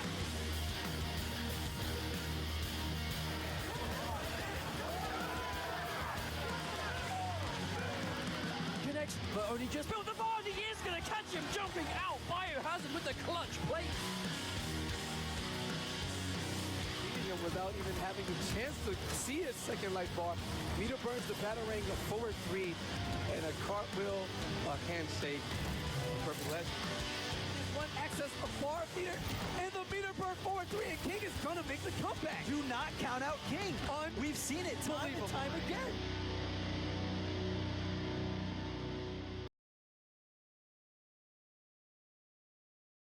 Presented by PS4 live from Combo Breaker 2017. We're down to our top 8 players. Now this is going to be a cracker of a starting point. We have none other than Echo Fox, Sonic Fox taking on NASA Tekken Master. Now if this was yesterday, this would be MKX, but this is not MKX. Tekken Master has already won that, but he's looking to take his second major tournament back-to-back by defeating Sonic Fox here today. So when it comes to the matches in Injustice 2, I think the ending we had yesterday with Mortal Kombat was the end of a chapter. With Injustice 2, this is the beginning of something completely. Take a look at the brackets. Take a look at the brackets. Top 8 ready to go. The 8 winners bracket matches: Echo Fox, Sonic Fox, and NASA Tekken Master. And then we have Noble Dragon versus Yomi Slayer. And down in the losers bracket, we've got CR Biohazard versus Hayate. Take a look at the brackets. Top 8 ready to go. The KDZ. So a nice blend of old and new. We have veterans from the scene and some newcomers, some that started with MKX with us, some Injustice through and through, obviously KDZ being an EVO champion, as well as Sonic Fox being an EVO champion for Injustice. But this is the first premier event, the Injustice Pro Series. So when it comes to this winners bracket match, Tekken Master versus Sonic Fox is already a classic matchup. These guys have gone back and forth plenty of times, a very sort of legendary set which took place last year with EVO, when it was Grand Finals, Tekken Master and Sonic Fox. Tekken Master reset that bracket, the famous moment forcing Sonic Fox to actually remove the hat, which was a great moment there. It's just a straight-up clash of the titans. Sonic Fox's success really speaks for itself in NetherRealm games, but Tekken Master has gone, like you say, back and forth in games before. They go back and forth in sets. Tekken Master has reset the bracket before, beat him in MK yesterday, and of course Sonic Fox has defeated Tekken Master as well. So this is going to be hard to call. I think it's going to be down to the characters themselves. Sonic Fox already has quite a nice, tidy team of characters, but at the same time, so does Tekken Master. But at least for this weekend, Tekken Master has been running Atrocitus, and Sonic Fox has been using a lot of Deadshot. So the question is here, is that will Sonic Fox go with Deadshot in this matchup? We know Tekken Master is going to use Atrocitus. No, he hasn't. Actually, he's going for Black Adam unless this is just a button check. But now, Black Adam was actually a matchup that Sonic Fox was potentially thinking about. Tekken Master was actually expecting the pick. And here we go. I think we're going to be going straight in. We are. This is Combo Breaker 2017 winners bracket. Tekken Master getting that first hit, being super aggressive, and this is the style that Tekken Master always wants to enforce. He doesn't care who you are. He wants to make you sweat, get on that pressure. Immediately challenging in, not quite getting out the character power, but speaking of which, Sonic Fox trying to spend his to get the frames, but a push block, trying to reset back to neutral. Now this is one thing that Atrocitus definitely has going for him, is his utility when Dexstar is out just explodes. You have a lot of meterless damage potential, just a lot of pressure, but at the same time, Sonic Fox managing to get a little bit of damage here, has the corner. It's actually really cute, trying to delay wake up, hang on, here comes the corner pressure, those forward 1-2s, big damage. All the delay wake up into grab, nice throw tech. But Sonic Fox really just trying to dominate that space. Oh, nice conversion. Okay, that's going to be a start of a good round. Sonic Fox taking that one. That was looking all Tekken Master at the start, but Sonic Fox, again, that composure really speaks for itself. So as the corner, Tekken Master doesn't get out of the corner with that, but gets a little bit of damage. Oh, wow, catches him raw with the punch flow. Now the Meat Bend punch flow is going to add that damage over time, so if he goes in for a block string again, going for the They Wake Up, committing to 50-50, and it's going to be low this time. But super important for Tekken Master to get the screen space back. He has used an interaction, but we are still here now. Mid-screen back into the wall. Wonderful punish on the Dexstar. Now that right there is a really important element that I think Black Adam's going to have. He controls so much areas of the screen that getting that trait out in neutral for Atrocitus is going to be kind of difficult. Or tries to go for the vomit, but maybe he thought it was going to stand up into it. Nice confirm from Tekken Master, taking a massive amount of damage into an airborne punch flow. Has no bar to go for the meat bend, coming too far. Not quite, Sonic Fox. A little bit of block pressure. Oh, that jump. Tries to catch you with 4-3. Good block on the dive kick. Wow, Tekken Master. I don't know on point. How he was expecting that to go the other side, but he finds a way. Going in for this free trait. Here we go. Oh, tries to wake up jump. Dexstar keeps him there. Good wager from Sonic Fox. Going to be able to guarantee himself some life back, but also get the knockdown. You wonder if Sonic Fox actually let himself get hit by that forward 2 just so he could get the wager. Maybe, but he hasn't got access to Clash anymore, but a nice chunk of health back. Also, Tekken Master doesn't have any bar, and he doesn't have the cat either, so he's definitely really careful here.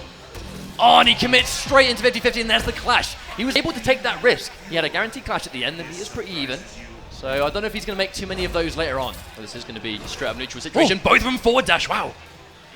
Tell Sonic Fox really fishing for that. Good block on the 50-50. Catches him there with advancing, and that's actually going to steal away game one. Tekken Master putting himself in a bit of a dangerous position there. So essentially what happened at the end was I think he tried to stay a little bit safer going in for the napalm breath rather than straight up commitment, which was good because obviously it was blocked. Could have been massively punished, but I think going for a stage change, probably trying to think about it as well.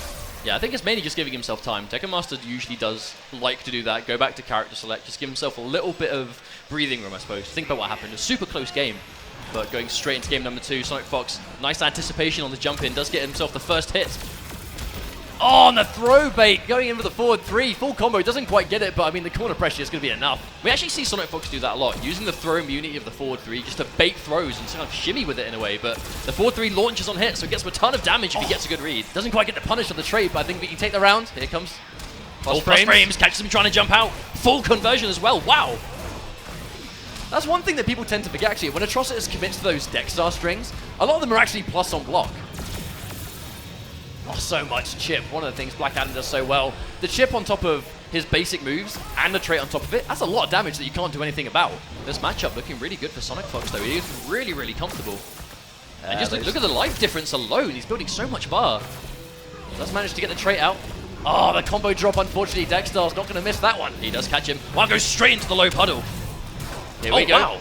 Nice tech from Tekken Master just to get as many of those blood vomits as possible, just to get the damage over time. Yeah, comboing into blood vomit really isn't about getting it in the combo, it's about the tick damage afterwards, but another punish from Fox. Going in for the lightning, this is looking kind of bleak. Always the Strain tries to down one punish it. Push block, but runs straight into the low lightning. A strong 2-0 lead already for Sonic Fox. So in this situation, do you change character or do you go for a stage change? We know he does have access to a few others. Yeah. Now he does play Deadshot as well, but I think he's thinking about it. He's got to take some time to consider. I mean, to be fair, game 1 was super close, but Sonic Fox just seeming one step ahead at all times. A big part of it in the matchup is the fact that Black Adam controls a lot of distance. So normally when you've got that full screen game, it almost guarantees a trade. You can't really do a whole lot to stop that with Atrocitus, but Black Adam can, which I think is exactly why Fox picked this character. A really smart decision and clearly working out. Full combo as well. Ow, 574 damage to start things off. That's one way of getting a life lead. Oh, not blocking low right there. Caught by the overhead. This is a good knockdown for Tekken Master, but getting a good amount of Oki as well. Sonic Fox just trying to jump, I suppose, and wake up. Oh, tried to be a little bit too cute with that forward 1-2 trade. Sonic Fox scouting it out, and that's going to be match point already. Oh, no, not quite. Punch hang on. I kind of understand it, you know. Nothing left to lose apart from a pixel of life. Oh, good activation on the wake-up trait from Sonic Fox, bringing himself to match point already. Looking really strong, gotta say. Oh, good punish. Into the background bounce as well. Good stage knowledge. Yeah, Gorilla City, that's one of the main benefits actually for picking this stage. A lot of meatless damage. Down one float. On a drop. Maybe, no, I think he was expecting an air tech, but Sonic Fox doesn't bite. Doesn't go for it this time either. I think he's just content keeping the life lead. He doesn't want to waste his bar. Guarantees the trait. That really is the optimal time he's going to get it in this matchup. And that shield doesn't do anything to absorb the lightning. No, but you know, tries to chip him out. Now that was a chunk of damage to lose before the hit. I don't know if Tekken Master has the resources to make this comeback. Yeah, bear in mind, Clash is going to be a factor as well. Sonic Fox still got access to that combo breaker. Oh, yeah. No, and the orbs. I don't know if he can avoid these at all. Goes the dive kick, and that's all he needs to take that. Sonic Fox moving into winners finals. So I think the pick for Black Adam was really smart because essentially Sonic Fox has been pretty much using all Deadshot throughout this tournament, but a lot of people seem to think early on that Atrocitus actually beats Deadshot.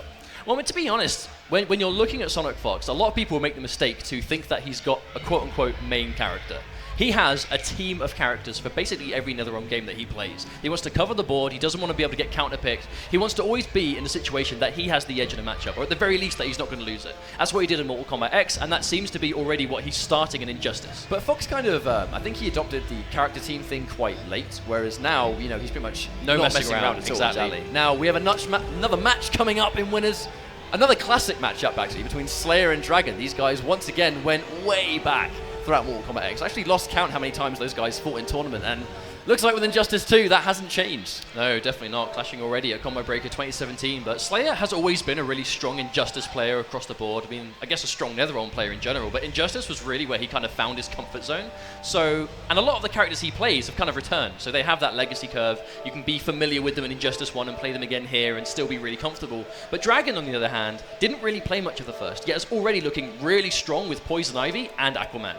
Now, I think when you're one of those players like Dragon is, where you sort of you broke out with Mortal Kombat and you didn't really play Injustice a whole lot, I think a lot of people might have been quite surprised that someone like Dragon has actually been able to pick the game up as fast as he has, considering a lot of his competition hasn't really had that issue. They've been playing for 4 years. But I don't see how it can be a surprise. Dragon just put absolute dedication to MKX, really went from straight up online, just warrior, to one of the best players in North America. And he's looking to keep that strong here. I mean, already minimum top 8 placing at Combo Breaker, that's one way to start things off. And he's doing it with Poison Ivy, who is a new character to the game. But he does have Aquaman too, so I guess we'll have to wait and see who he chooses to go for. It looks like he's going to be going for Poison Ivy.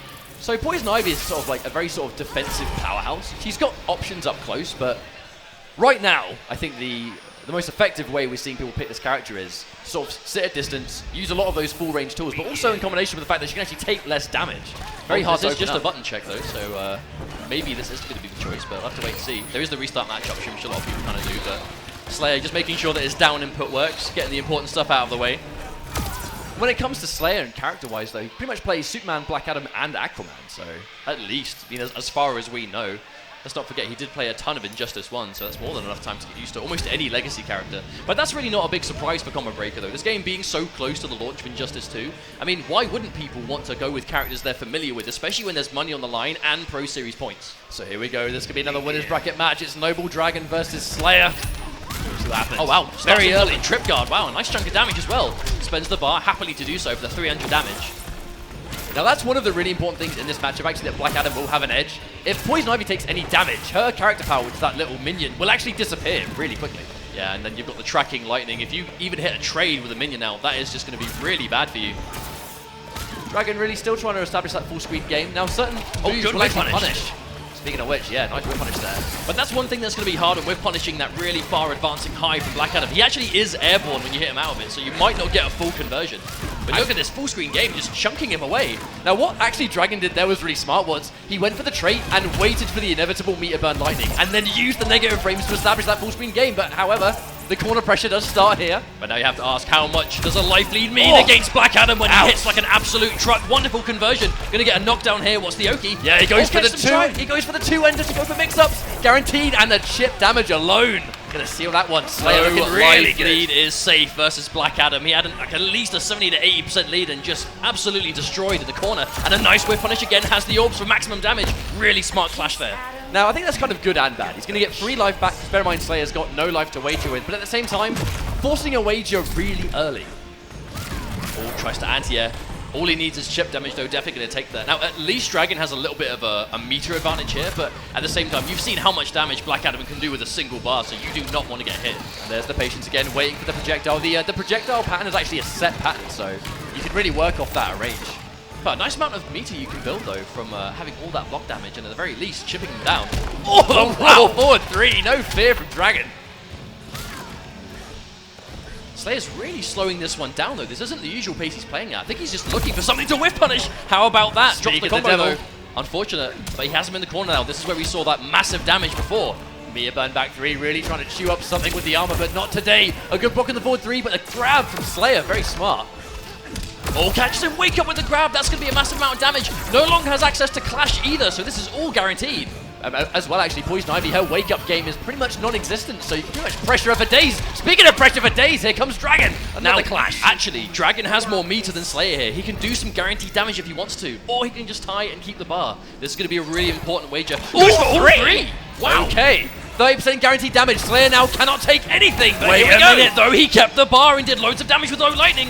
The orbs are out. This could be it. Oh! Actually does take it. Ouch. Slayer popping off his chair. Now, some people may have thought that saving or spending no meter right there in that clash was a huge mistake. It was dangerous. On the contrary, how smart was that? That was risk reward weighed out in just a blink of an eye. And it paid off. He went in. He knew his trait was up. All he needed was the damage of a meter burn lightning and then get close enough for the orbs to finish him off. Now, if you're in Dragon's situation, how do you recover from that? Because that was seemingly a guaranteed win. I think there's two types of players in a situation like that. You'll either crumple from a comeback like that, or you'll pretty much go, right, it's time to wake up, and then you start doing better. Dragon has been on the back foot plenty of times, so I'm pretty sure it's going to be the latter. They're probably going to come back from it. However, that was still such a good decision. No, that was, again, that's the decision of an experienced player, ready and waiting. He weighed it out. He knew what the risks were, and it paid off. That could just as easily have gone in Dragon's favor now, and we'd be watching a 1-0 advantage to him. But no, Slayer, for that clutch decision. Dragon, look, he's going to run it back with Poison Ivy. Let's not forget, he does have access to Aquaman as well, but I think he's just a little bit more comfortable with her. This definitely didn't seem like a character issue, you know? I feel like Ivy, for now, is going to still do a decent job. I think it really depends on how this match is going to go. There's the grab, staggering it into grab, probably expecting him to finish the string. But one thing we're seeing from Slayer, though, is a supreme amount of patience. I know we just saw that dive kick get anti-aired by the Thorn, but just overall, you can see him kind of just dancing at this distance. He's looking to whiff punish. Well, the damage that Black Adam does, you can afford to be patient. The second you get that one hit, it's half-life. There we go. Here comes the full sequence. Nice read on the jump as well. Good patience. Look at that bar that Dragon's building, though. All this block damage. Oh, wow. Interesting. Slayer gets caught. Well, bear in mind, Ivy's not a power character. She's going to get different uses on those interactions. Definitely all with the string, but Slayer a little bit low with the punish. Tries to use that 4-3 again. Now 4-3, such a really just good move for a lot of utilities. Plus on block, launches on hit, can be used to bait throws. There we go. Really trying to put it to good use. Again, taking the minus frames of that lightning, trying to establish this full keep away sequence and chip meter build, looking really good. But this is actually the range that Dragon seems to be getting the majority of his damage though. And by the time Slayer comes in, he then has to basically even things out. He's playing the right character for it though. Well, you also factor in the meter build. Taken gets tagged, now he's got access to the wager. Oh, even though he took the grab, he still took a nice That's jump. Actually super dirty. That even though he took the grab, he still got hit by a couple of orbs. And Slayer will take that for sure. That's a punish. Oh no, that must have been an input error. Yeah, Lightning Cloud is not safe. Hang on, going straight through. Down forward 1 doesn't work, and a clash forced already in the second round. So gonna lose this clash early, but does have some meter to guarantee some life back, so not a complete wasted opportunity. And he obviously has this full screen game again, so he can kind of collect himself, but trying to close in the distance. Oh no, clipped on the end of that one again. The overhead comes through, no clash here, guaranteed damage. Oh, summons the trait. Again, taking those minus frames. Slayer really trying to fight back, but if he gets caught trying to jump, he's gonna get anti-ed regardless. That chip damage very fast, adding up. Oh wow, combos off the trait. One thing you can do when it runs low, you can actually send it out as a projectile, and Dragon ready for it to hit. A lot of patience. Again, forcing a bar. Slayer. This is going to be a very difficult comeback. He's got no bar to work with, but he has got trait. Pretty much all he's got for now. Oh, wow. No. Yeah, I don't think Slayer was expecting him to finish the string, but it isn't going to matter as Dragon manages to even things up one apiece. I think going back to player select just to think about it was probably a good call. I mean, bear in mind, right, that first game was super close. So Dragon keeping it together, taking the second game, not a surprise. So they're talking right now. I mean, maybe they're just talking about the stage, looking to swap. Not too sure. Having a bit of a discussion, but 1 each apiece now. That's actually really good. But you can see this defensive sort of brick wall style, right? I mean, that really is, at least early on today. Bear in mind, this game is pretty much just over a week old, so, you know, strategies are still being developed. But for now, it seems like Poison Ivy is this defensive character. Played really well from far away.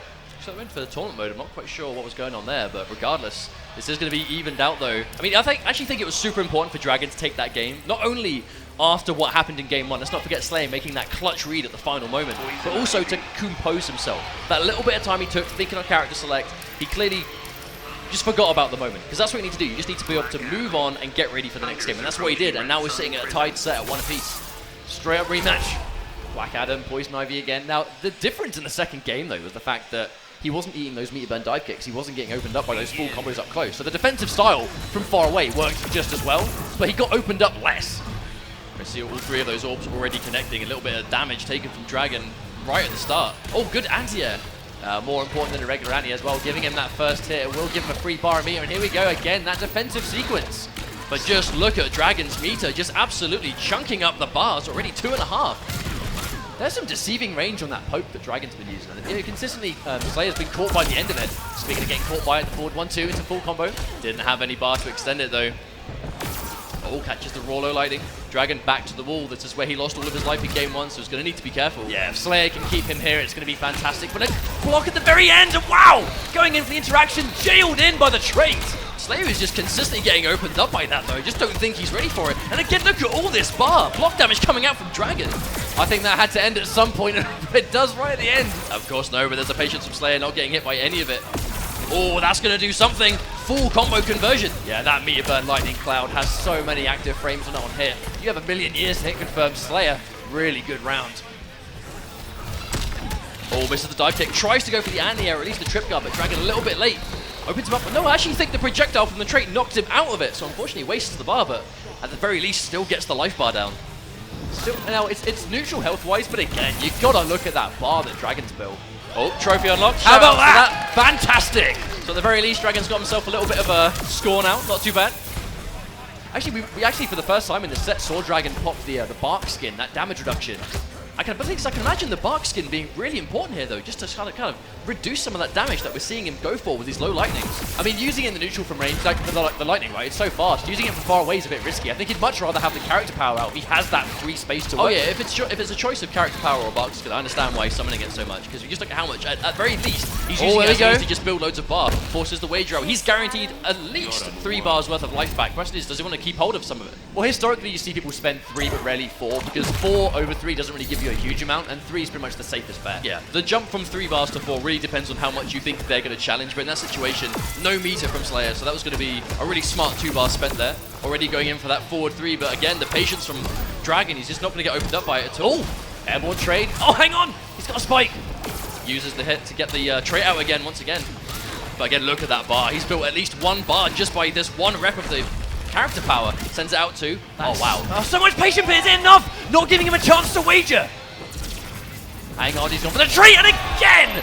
Meter burn spike. The patience from both players, but Slayer, I think, just sitting there and taking a bit too much chip. Now, these guys just straight up going back and forth. Not a huge surprise at all. Dragon really good at just keeping himself composed. This is a skill he really perfected in Mortal Kombat X, was being able to keep himself together when sets weren't going his way. And Slayer, again, has been in the situation all too many times. Question is, who does he go with for this final game? Well, he plays Aquaman, Superman, and Black Adam. But to be honest, I really do think Black Adam, and that's why we've seen it again, Black Adam is a character that can definitely contest in this matchup. It's just Dragon is not getting opened up as easy as he was in the first game. And when he gets opened up, that's when he takes all the damage. Begin. Now again, at the start of every game, Slayer is doing something. He's trying to attack right at the start of every game so far, but Dragon is just always just sitting there ready to defend against whatever it is. But again, I mean, no first hit bonus, but does he even need it? Look at the bar.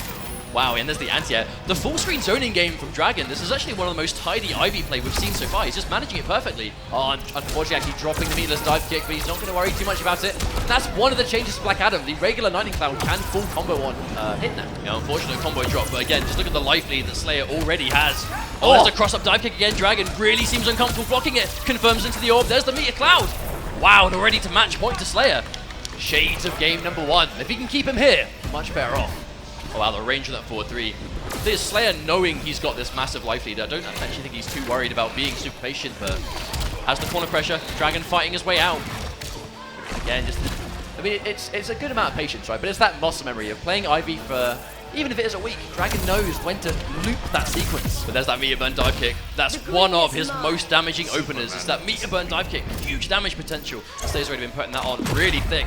Good wage from Dragon, though, getting himself a little bit of health back, but this is a bit of a miserable situation to be in, as all the bar, but losing so much health. Again, a lot more shades, but here we go, going for the bark skin. It's going to take a little bit less damage here, but I think with Black Adam's damage output, it really doesn't matter too much. Oh, there's the wake-up command grab. Meteor burns it. We'll get a combo from this. There's the back 3. At the very least, needs to get himself as far away from the corner as he can. That's going to guarantee trait. A big old splat on that one. Oh, wow. Raw Thorn. Trait misses. Oh, I'll go straight under him. That's going to do it. So this is now match point for Dragon, but I think if you look at the health difference, all Slayer really needs is just 1 meteor burn dive kick and it's over. Hang on. Wow. Nice combo. Yeah, he's going to meteor burn this. Is he going to go for a reset or full damage? We'll soon find out. No, he's got damage. Guarantees the trait. And here we go, again, trying to really chip it down. I think the amount of guaranteed chip he's going to take in this situation, it's a really nice chunk, and it's going to reset to neutral. Again, full bars of meter. All he needs is like 4 spikes now, and that's a huge chunk. But just how much chip damage is he doing here from this full screen? He's almost got it straight back already. So the orbs get completely wasted. Has access to wager, but he drops the combo. But even if he did, Dragon's got the meter advantage. Low lightning. Dragon just sitting there on his wake up. Oh no! Slayer does pull this one back. It's going to be 2-2 now. But right at the very end, you just saw how much respect Dragon was showing. He was waiting for a wake up, he was waiting for a button press, but because nothing happened.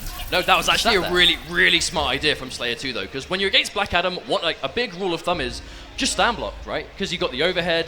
That usually is how he opens up a lot of his stuff. His only real lows to worry about are kind of the sweep and the low lightning. But when you're point blank range and low lightning is enough damage to get the KO, yeah, that kind of becomes a mix-up you have to wait for. So just a point-blank low when you normally stand block against Black Adam in that situation. Very smart decision from Slayer. That's the golden rule. If you're fighting Black Adam, because the back 2 into trait or back 2-3, granted, yeah, the back 2-3 will now automatically rise up. You can't combo off that meatlessly anymore. But the back 2 can still go into trait. You know, you can still get good damage. Oh, yeah, and especially when you've got, like, what, 100, 150 life left, it is still something to worry about. All right, so we're going in for a straight-up rematch. Kind of uncharacteristic of Slayer, actually, to, I think, in some of these matches, stick. I almost expected him to go Aquaman or Superman after that final game, but here we go. Oh, that's going to be huge, huge for Slayer. Pushes him as far towards the corner as he can. Slayer clearly just recognizing that that's where he's getting a massive amount of his damage. Doesn't want to give Dragon the space to work with, but a really good whip punish. Gonna spend a bar. No, he drops the combo. That's unfortunate. Very actually pivotal drop right there. That's a lot of damage left on the table and actually staying in the corner. This is not where Dragon wants to be. Oh, blocks the dive kick this time. Is he going to fall for it? Third time is the charm. Dragon keeps himself alive. Misses the combo again. Dragon's execution failing him a little bit. Yeah, see a little bit of a hate trick there. I think he really acknowledges that he's leaving a lot of damage. Oh, catches him pressing buttons. Does a full confirm. What can he get off this though? And meter burns. He go for damage. Yeah, probably going to try and guarantee that trait again. Splat.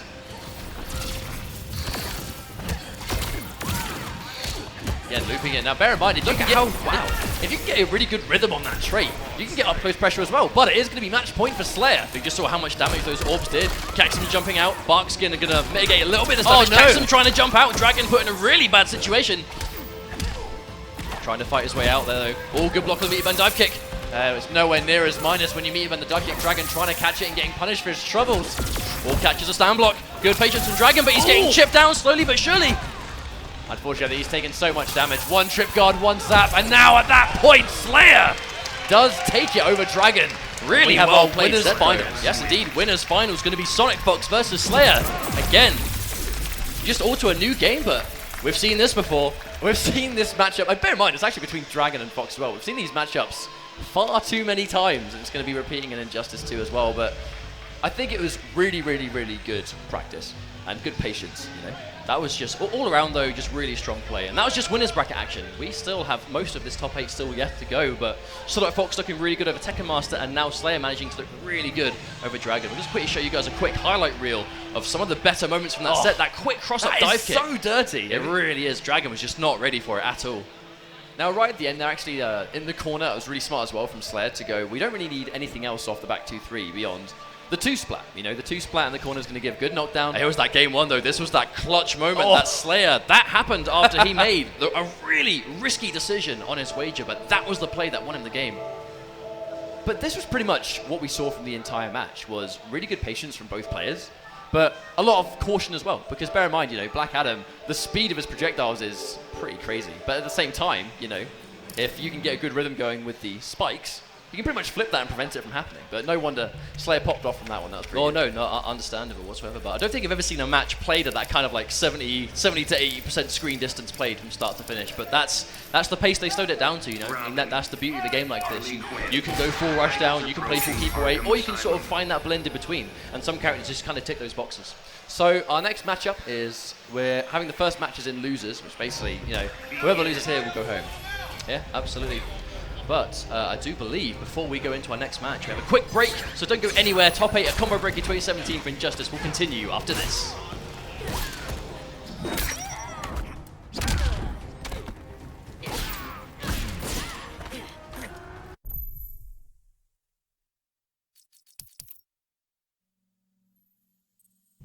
Begin.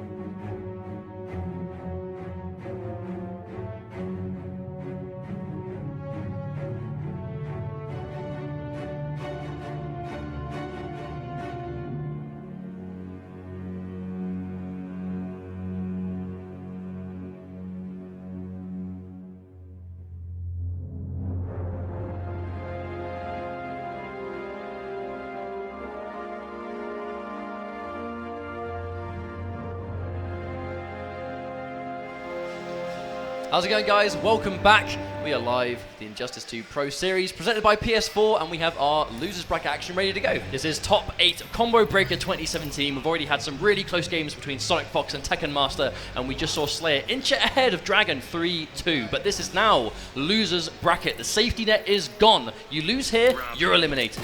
So this matchup here, a little bit of a relatively canon match, Robin versus Harley Quinn, of course. But with Biohazard has really been known as, I think, like the premier Bane player. But he does actually have a really good Harley as well. For those matchups, he doesn't want to play Bane in at all. And this is definitely one of them, I think. Or at least, very least, he might just think that Hayate might not be as comfortable. But Hayate, the kind of premier Robin player at the moment, looking really good with his character, has a very distinct style. Question is it going to work against Bio? Now, Hayate in particular, like with Robin, a bit of a tech monster. Like, he really studies his opponent. He studies every single matchup, and he looks for those little intricacies that he can do with Robin every time. He does indeed, but pretty even on life right now. Harley Quinn, definitely one of those characters with a strong game from full screen, but at the same time, Hayate very good at closing in that space. Goes into the flip. Flip's kind of tricky to punish at certain ranges. Nice full combo from Biohazard. Going to go in for that Hyena setup using that character power. Now, that's the beautiful thing about Harley Quinn. You can send one Hyena at a time, or you can send them both. So really kind of mix up how you think they're going to block, especially when you're mixing it with the cupcakes and the revolver shots and all these crazy full screen tools. Now, some people, I think, as Harley as a character, you may not really expect it, but she is a really good zoning character. I think a big part of it is because she has a lot of defensive options, as you can see here, but at the same time, those bullets travel instantly, so she wins a lot of trades. But that was a full combo off the Hyena, but there's the wager forced already from Hayate. Biohazard looking really strong so far. Gonna take that bar, get some health back. So far, it's been kind of tricky for Hayate to really get in there and establish, waiting for that meter burn uppercut on block. Now, fight a lot of Robins, that meter burn, you expect it pretty much every time. Or try and catch him. A little bit antsy there. Maybe he thought Biohazard was going for the whiff punish, but no, the patience. Biohazard with a massive life lead, so I don't think he has a reason to go in like that. But he does have the wall as well now, so he can go for the knockdown. Oh, Hyena setup, and he combos from it. Oh, the wake up, just try and get out of there, but he's taken so much damage already. This comeback's going to be pretty difficult, and there we go. Tantrum almost does it. Oh, no, misses it. Down 1-2. Now, about to say, I don't think Hayate has the life to make this comeback, especially when you have so many full screen options as Harley Quinn does. I think fighting against Harley, though, if you get frustrated or if you try and get a little bit impatient in any way, before you know it, you've taken a lot of damage. There's the forward 2 again, forward 2 overhead. That's going to get opened up straight into Tantrum. There's a Hyena. One stuff. Yeah, we see Bio doing it all the time. Chooses to block it, but gets hit by the low. Oh no, a little bit too close to the corner. Yeah, not quite sure he's expecting Hayate to actually be as close to the corner as normally you usually are, I think, after the back 3. I suppose not, but there you go. There's that full screen game once again. Now, one thing you might think, Robin has the kind of Birdarang, the sort of tracking projectile, but if he gets hit while he's thrown that, it disappears. And I don't think he has time to get it on the screen before her gunshots will hit him. So now here we go. Being really patient, but gets a nice corner setup. Is he going to combo or use it for setup? Still under. Here we go. Is he going to try and keep him in the corner? He's going to try and go outside. Maybe not. Yeah, this Batarang's going to be disappearing, but a really smart push block. Not trying to take the mix off that Batarang at all. Oh, Hyena trade. Jumps clean over, though, but no, he gets hit by a full combo, and that's going to... All that work he did to get out of the corner and get the life back is all going to be for nothing. So normally in this situation, Robin could potentially check with a couple of those Batarangs like that, but if he does it at the same time as a gunshot, he's going to get hit outright because of the speed of the projectile. Oh, no, a little bit of an execution error there. Gives Hayate a little bit of space to move in. Oh, delays the meter burn. Oh, again, straight into it. That's definitely not the first time he's eaten one of those forward 2s. I actually really like Biohazard's management of this trait so far. He's just using it really well. It's really causing Hayate some issues. I think for the first time in this tournament as well, Hayate, uncharacteristically, kind of looking a bit uncomfortable. Yeah, that's what I mean. He's normally a very confident player. Does a lot of work on matchups particularly, but Biohazard is just ahead of him all the time. Then back to this neutral, the speed of those gunshots, making it very tricky to get in. Spending all the bar now. Doesn't really have anything to fear. There's no bar to save. He's wagered already. Why not? But it's not like Bio is just doing the same projectiles over and over again. He's really mixing up the patterns. Oh, how goes the anti-air gunshot? Almost wins by itself, but I mean, just look at the life difference. This is going to be so hard for Hayate. Yeah, Hayate's been throwing a little bit of a lifeline with that combo drop, but I mean, that's a lot of life to make up for, especially against a zoning character like Harley. Oh, anti-air gun. Not quite enough to finish off, but this is, yeah, that is going to be tough. You've got that slow-moving shot. It's going to do more than enough work to just occupy the space needed. Normally in this situation, you see people switch characters. Because normally, like, if a matchup looks a little bit tough or if someone looks a bit frustrated, we normally see a switch from here, but do we know if Hayate actually plays any other characters? Okay, Batman. Well, I was going to say, he did play Batman a lot during the beta days, and obviously the beta ran for quite a while, and he would have played Batman a lot during them, but the question is, how practiced is his Batman now? I know he's been playing basically just Robin, ever since the game was released. So how ready could his Batman be? Well, I think we're sure to find out. This could potentially be Hayate's last game again. This is loser's bracket, so if he loses here, he's out of the tournament.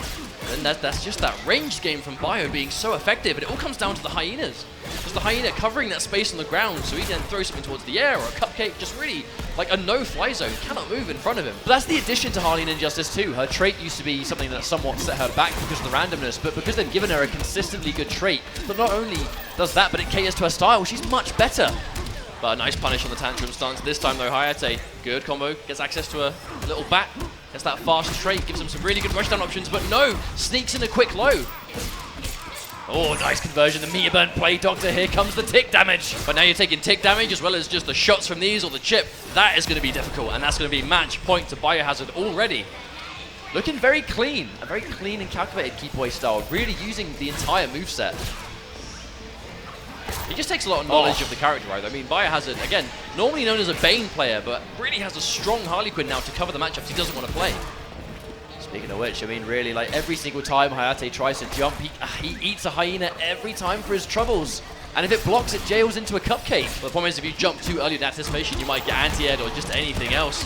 Nice damage coming out. Hayate has him in the corner now, so this will be really important to keep hold of. Oh no, the bats go straight through the tantrum. No punish here. Oh, jumps himself out. That was really smart from Bio to use that to get mid-screen again. Using the meter burn as well, just to further push back, get a little bit more plus frames than normal. Meter burn, cupcake bomb, and so much chip.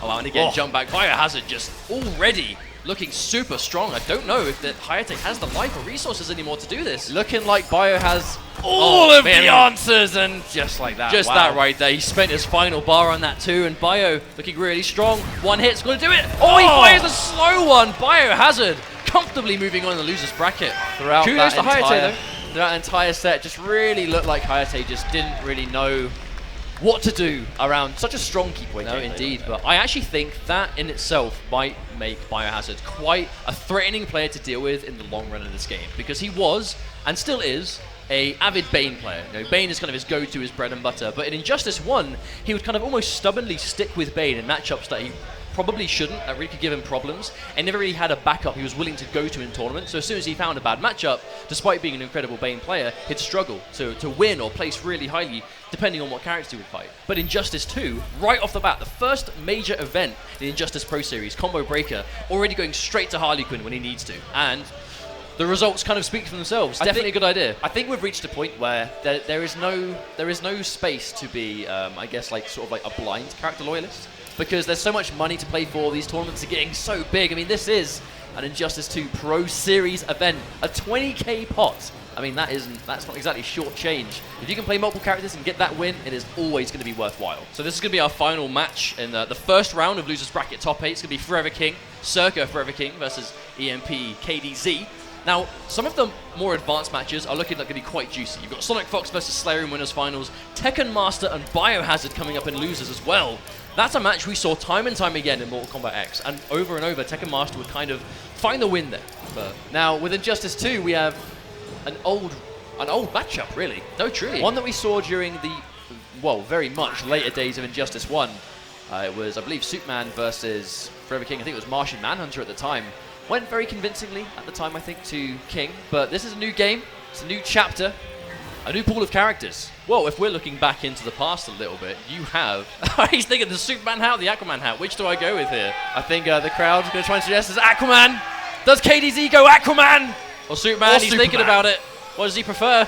This is the mix-up, the 50-50 in real life. Oh, he puts the Superman one down. Okay, so... abandoning his old main. It's a new game, Mustard. It's time to not mess around. No more Superman. Friendship with Superman is ended. Now Aquaman is my best friend. So, this is a matchup that, again, it's a legacy matchup. Batman, well, not necessarily actually Black Adam. Button checks. Now, here's the next mix-up. Is this a button check to decide this is Black Adam here? Or is it going to change to Batman? Well, I thought for sure that. I mean, surely this is just a button check. Because Forever King has been a Batman superstar in Injustice. Has looked really strong with him all the way through the weekend, but he knew he was coming up against KDZ. So do you reckon he... Hang on, we saw a handshake. This might be a restart match. It is, okay. Here we go. Wow, indeed. So KDZ, let's not forget, Evo champion. The first Evo champion for Injustice 1 years ago, and Batman, Forever King. going to Black Adam instead. I was convinced Forever King was going to go Batman for this, but maybe not. Black Adam once again. Here we go. A lot of patience already. Just walking back. This has been definitely the slowest round start. No punishes just yet. But again, we saw this from Slayer earlier on, kind of playing at this long-range distance. Maybe this is just something that Black Adam players are really kind of favoring here. Good block on the plus frames. Bear in mind that back 1, 2, 3 is plus on block, but finally gets opened up. And the first hit is going to go to KDZ. Now, Aquaman and Injustice 2, very footsie heavy. He has amazing plus frames on some old strings. Definitely has sort of better advantage on them on block, like just right there. Catches him trying to jump out. Is going to hit the Trident Rush. Trident Rush itself being really dangerous. Oh, whiffing the forward 1-2, but walking straight into the 1+3. Again, there's that patience, right? This is this completely slowed down pace that Black Adam players really want. But he doesn't have the life lead though, so KDZ doesn't really need to be too impatient here. Oh wow, backdashes the environment straight away. Wow. KDZ with the precision. That's a very classic maneuver, actually. We saw it a lot during Injustice 1 and staying just as prominent with the anti-enemy event 4-3. And finally, we see something big and significant. Yeah, enough to give him the life lead too. KDZ needs to open him up. Wow, catches him not blocking low, and that's going to be more than enough to finish things off. Yeah, can't imagine. Yeah, Forever King doesn't even have enough bar for the air tech. Back to the corner now. What can KDZ do? When you're back corner, I mean, you have to look at the bar, right? Meter Burn Trident Rush still does a ton of chip. KDZ has 3 bars of meter. Oh! Wow, that's going to do enough. Now, that's actually a really cool idea from Forever King, though, to pop the orbs and then go for meter burn dash. Because the orbs hit him on the way through, which almost did enough to take the round by itself. But KDZ, there's the Trident Rush. There's the Trident True. Look at that chip damage. Disgusting stuff. But he's got 3 bars to play with. If he gets blocked again, that's going to be more guaranteed damage. And Forever King spending one of his on the Meat Burn 4-3, taking those plus frames. Plus frames once again, disrespects, and has to go for Clash for it. He has more than enough wager to get some health back here, though. It's not a huge surprise. 1 bar from King, not going to spend it there. Wow, yeah. Now 15% back. He's happy to have even health, and he wants to spend those 3 bars on Meat Burn Trident Rush. Oh, here we go. Standing one that actually could have been dead. Saving his only bar of meter, no push block, and answering back! The transition, that's going to hurt big time. But that's the thing, right? You're in that range of Aquaman. You expect him to do something. So you want to maybe went for that Aquaman is at the forward 1, the new high. Maybe he went for that, but Armor's straight through it. Transition, here we are again. KDZ now actually completely out of bars. So if Forever King lands a significant hit, there's no clash and there's no bar. Oh, there's the read and the jump in. This is actually a pretty good situation for Forever King, though. Because King still has a wager. Uh-oh. Uh-oh! That's going to be it. Absolutely, the back 2-3 is going to steal that one. A very good game number 1, but we mentioned, right, he had no bar and he had no clash. All he needed to do was really get opened up one time, and the damage output of Black Adam will take care of the rest. No, definitely, and that's what we saw there. KDZ contemplating here. Maybe a character change, could run the rematch. That's kind of what we'd expect. Now, it's Superman or Aquaman, really. That's kind of KDZ's premier characters. Definitely very good with both of them. Has played them both, I believe, at some point over the weekend. But Aquaman has kind of been his bread and butter for the most part. And again, that was a really good game. It wasn't really one-sided, but taking a little bit of time to think about it. Well, I think in a matchup like this, where we're so far into the tournament, that minute that you spend thinking about it could be the difference between losing and winning. Oh, a full jump in, but he doesn't put the button in time, and it isn't going to combo. Doesn't spend a bar on the meter burn from the deep, keeping that one. Again, enforcing those plus frames, gets caught overhead. Oh, this could be important. Has it? Oh, wow, there's the armor break on the forward 3. Oh, the jump straight out of there. Oh, does this trait a little bit too late. Could have saved himself there, but not quite on point with that just yet. Yeah, well, bear in mind, Aquaman's Aqua Armor, the trait, only really helps him if he's on the ground at the time. If he's airborne, it doesn't really change anything. Now, Black Adam, meter burn dive kick again, being able to combo, getting that much damage off it. So dangerous, has given King quite a good life lead here. Nice jump out of the lightning, and King again really trying to play this range game. The meter burn forward 3, maybe trying to catch back 1. Doesn't matter either way in the forward 1-2. Big damage already. But again, it just comes down to how much utility that forward 3 has. Plus on block, catches him trying to disrespect. So much patience from Forever King. Indeed. Oh, down 2 into Trident Rush. That's going to do it. Oh, there's the grab and a jump back dive kick. It's going to seal the deal for Forever King. Another life bar down. Yeah, trying to throw that bomb up close, trying to really deny that mid-range. Aquaman really likes that. Oh, jumps clean over, but goes straight onto the bomb. Ouch. That is exactly why we saw the close bomb used. That's the range Aquaman needs to make a comeback in this situation. That's what Forever King's trying to deny. And again, you see him go for it again. He has back to the wall, so KDZ's going to want to go in. The meter burn forward 3 is going to do it, and there's the wager. Can definitely afford to take that forward 3, I think, because he has, it's going to be guaranteed life back. Again, 3 bars, he's going to get as much back as physically possible. And now he can try and close in the space once again. Good blocks though, Forever King being really patient, but cleanly jumps out of the corner. That's unfortunate. Oh, wakes up a Trident Rush. Is that going to be enough damage? Yes, it is. No bar though. I mean, one thing on blocks probably going to build sufficient meter, but right here I think Forever King probably looking really comfortable, to be honest. Well, the issue is though, I mean, KDZ doesn't have access to wager anymore, so he's going to have to be so careful if he gets opened up. An early clash though from Forever King, so both players can lose their wagers. But again, I feel like this is a beneficial clash for Forever King, not just because of the life, but full screen is where he seems most comfortable. And have you noticed, KDZ isn't really trying to go for those full screen from the deeps, because Black Adam will punish it with anything. But then vice versa, I assume it's kind of a two-way system. There's the low bomb again. Oh, dashes straight up to him. Don't think he was ready for that one, gets caught by the overhead. The trait's going to make it much safer, good damage. Well, there's B143, no whiff punish though from KDZ. Plus frames though, catches him walking back. However, Forever King, a little bit of space to work with, good trip guard. Not going to do enough to kill, but getting a really good situation. Now he's going to be able to pop trait, and that's going to be guaranteed. Forever King, 2 games up on KDZ. That must be so dangerous though, when you're up against Black Adam and you have so little life left. He's going for the orbs. He's practically guaranteed damage. So little things you can do about it. So, the hat's been switched. He swapped hats. No doubt this means we're going to see Superman. I mean, the Aquaman pick doesn't really seem to be working, at least in this particular match against Forever King, so not surprised to see a character change, and this is the classic. This is the character that KDZ used to win EVO. Oh, indeed, and still very powerful in Justice 2, so question is, can he win 3 games in a row? That's the thing. Forever King, 2 games up. This is going to be quite a tall order of KDZ. Yeah, at this stage, KDZ is completely locked into Superman no matter what, so this is going to be the character that either sends him through or sends him home. Oh wow, gets the plus frames of the trait, but the disrespect from Forever King getting the down 1 in. Being very careful. I mean, Black Adam actually, some characters can struggle to whiff punish forward 2-3. Black Adam's forward 1 will just take care of that. Wow, and there's the air laser getting through it. Maybe that was a reaction punish on the low lightning, potentially. KDZ has got really good reactions. Rolls through him. Oh, it catches him with a raw forward 2. That could be big damage. Here we go, full combo. And it's a very important corner carry. And we talk about how much damage Black Adam does in the corner. How about Superman? Oh, catches the backdash into a low lightning too. Forever King catching chunk of damage at a time. Yeah, guaranteed chip at that point, and it's match point for Circa Forever King. Looking really strong in this game, and comfortable as well, just not being phased at all. Let's not forget, he hasn't really played Black Adam today at least, so I don't think he's just going straight to this character. No warm-up needed, just really comfortable straight away. Oh, misses the combo, and he gets punished for his troubles. Oh no, misses it too! Plus frames once again, no push block, trying to really take it. Down 1 breath. Oh no, runs straight into the barrel. There's another one behind him too. Throws it. Yeah, the importance of these stages. If you know how to use these environmental interactions, you can really get good reward. Oh, there's the wake up, but no whiff punish. Goes straight into a dive kick. That's going to be enough. But KDZ did lose quite a lot of health in between there, and all the screen behind Forever King to work with. Good patience, really trying to block that, but the down 1 check. That was a very painful down 1 to get hit by. Not a lot of life left at this stage, and look at how much. Can't really clash any of it. Oh, this is going from bad to worse for KDZ. That low lightning almost doing enough by itself. This is chip damage territory. The orbs are popped again. Oh, manages to avoid them, gets them out. Hang on, this comeback is still possible, and as I say that, running straight into a lightning, but understandably, right, if he just sat there and blocked, Meteor Burn Lightning was probably going to chip him out. If he caught something on whiff, he was going to get a jump in. He could have got a full combo punish, and that could have been it.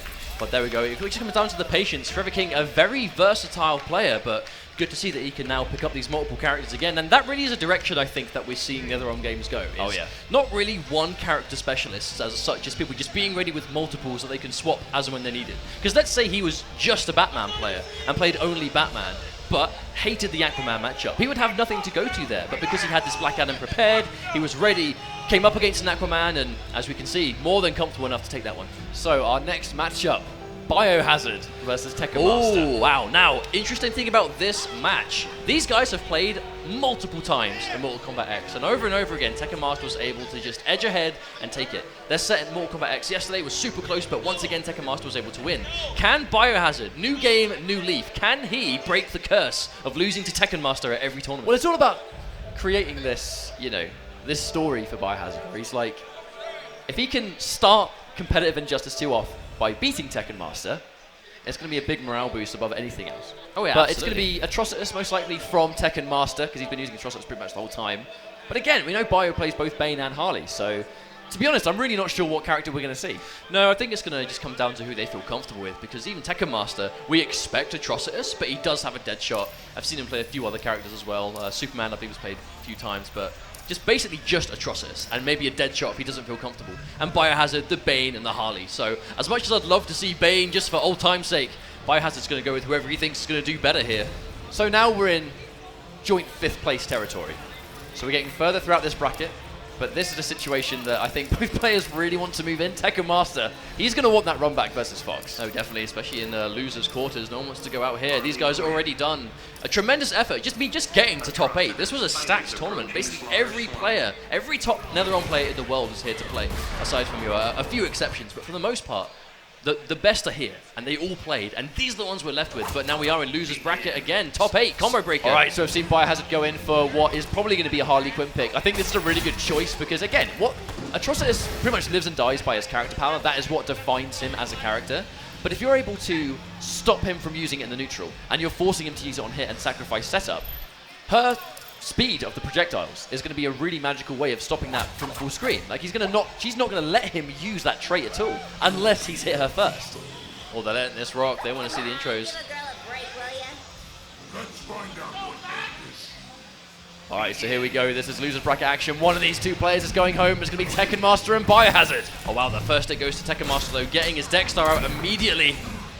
Very early on, using the shield. Now that shield is so important versus those projectile characters. Completely absorbs it, and the Meteor Burn forward 3. So much damage, that's going to be catching airborne. And there we go, the Napalm Breath, ticking that damage away. A big amount of damage. Now that's something we see from Tekken Master a lot though, going for as many of those blood vomits as possible, just to get the damage over time, because you can see how much it quickly does, and there's nothing you can do about it once it connects. Strong round 1 for Tekken Master, barely lost any life. Now the one thing to take away from that is that Biohazard is no longer in the corner. He's going to be at least happy with that.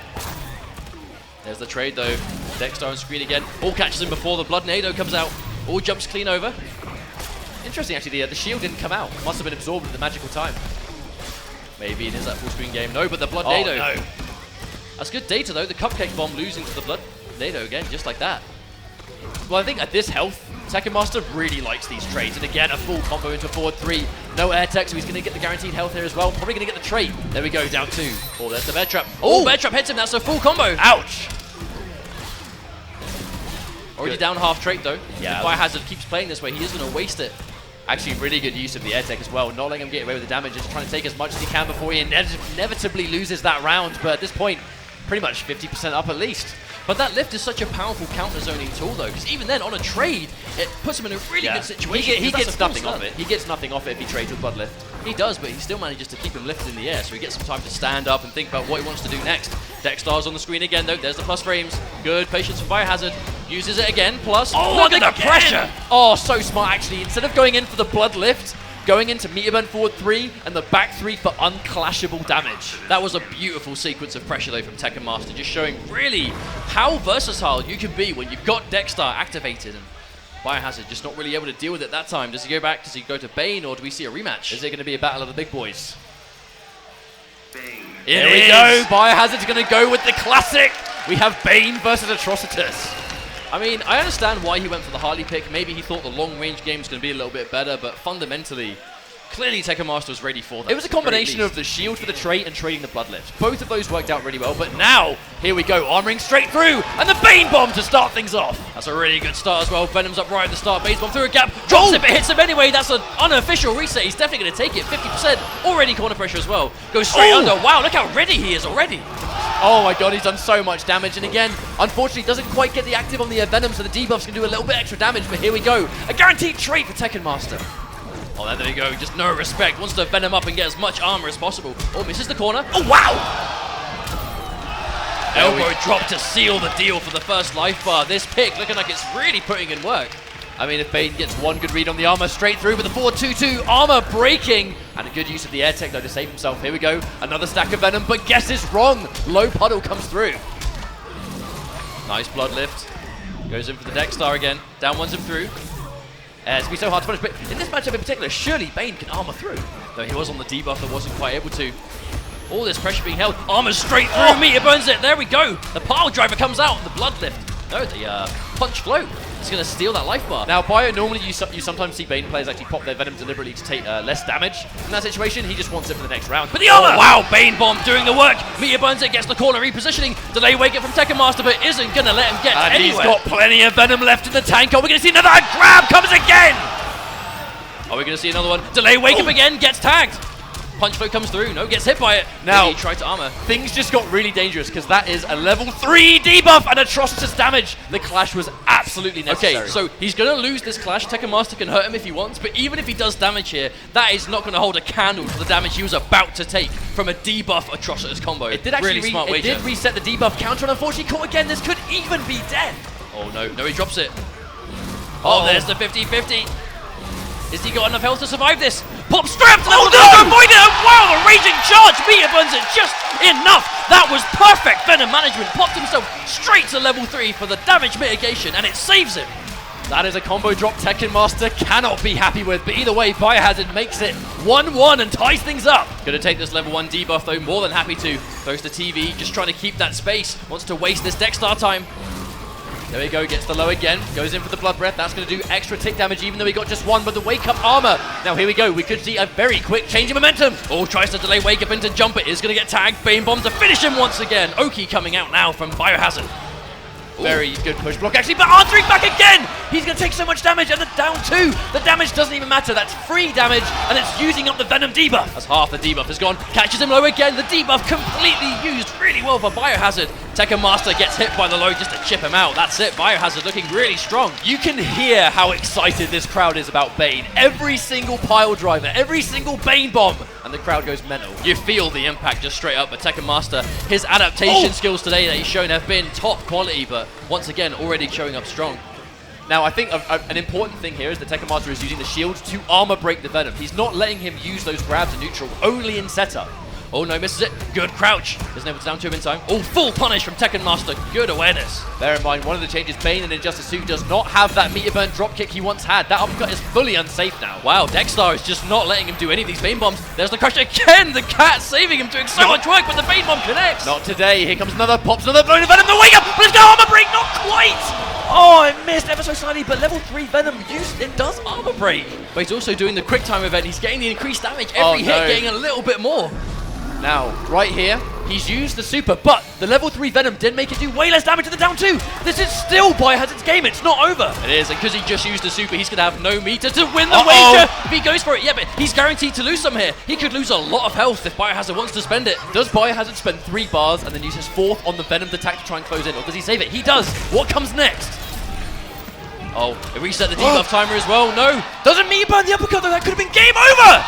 Oh, he has the wager just enough. Tekken Master can stop him from getting life back if he wants to, but again, is the debuff timer going to reset a 3rd time? No, it does! No! Biohazard on 3 loads of debuff. Oh! Oh, and the wake up back forward 1. Tekken Master takes it, but... Whoa, that's a close one, Mustard. God, that was so dangerous. He was forced to wait out a full level 3 debuff 3 times, thanks to clashing. Almost came down to the end. Every single time, man. I mean, he didn't have Venom for a good 30 seconds at least. No, that must have been a miserable thing to deal with, but Tekken Master with a good awareness, that clutch factor. That's going to be a guaranteed deck star, and again, this time optics go in. Biohazard doesn't have the bar to fight back. He's going to have to hold all of this mix-up. Oh, and there's the low. You can see just how powerful he can be with the character power. But the armor tick meets damage, armor. the tick damage is where it hasn't finished. You see how much damage he's taken after the combo. Oh, down one into left, that's going to do it, and also put him in debuff. Biohazard will be able to wait out this time, so he's going to have his Venom at the start, but match point Tekken Master. Looking to be a much better game, but again, you can see the damage. It's a snowbally momentum-based character. All Bio needs is one good sequence, which could be the start here. Big damage. Hey, Bainham, he's a momentum god, and this is what he needs. And there we go! Just like that! He turned it round, but there's a lot of Venom debuff time to deal with right here. Oh, the armor break, that's going to be huge. That was a very expensive round in terms of the Venom and a lot more damage taken. Guaranteed trait once again, but another full combo punish. Uppercut, not safe. Goes to the wager too, so he is actually going to save himself here. Could have lost more health. Tekken Master can stop him here if he wants to tie. He is going to. Tick grabs. Here we go. Level 1. Oh, catch the backdash. Good escape from Tekken Master. Tick grab connects again. Now this is the sequence. This is what Biohazard needs to start. Delay wake up into down 1. Really smart decision from Tekken Master. Now that really is one of the new things about this Injustice 2 is actually delayed wake up is a really good answer for Bane. Now here we go, a full whip punish. Having to use level 3 Venom, but he's going to take so much guaranteed tick. And here we go, just like that, Tekken Master taking over Biohazard. It was tick damage on the blood breath. and it was going to be guaranteed chip on top of Dexter. Not a good situation to be in at all. A shout out to Biohazard though, just showing that purely just hype man Bane play, and the decision was good. I understand why he started with Harley Quinn though. Definitely was worth the try, but unfortunately it didn't work out. Maybe in the future sticking with Bane could be a better option, but props to Tekken Master moving on the losers bracket with this really just solid as a rock Atrocious. But you respect the fact that he stuck with the character, right? Because Bane looked really useful here. Harley Quinn, we respect the attempt to pick it, but I think in the future, I mean, even though he's out of the tournament, the data of, okay, maybe Bane for this matchup is still going to be good to take away from.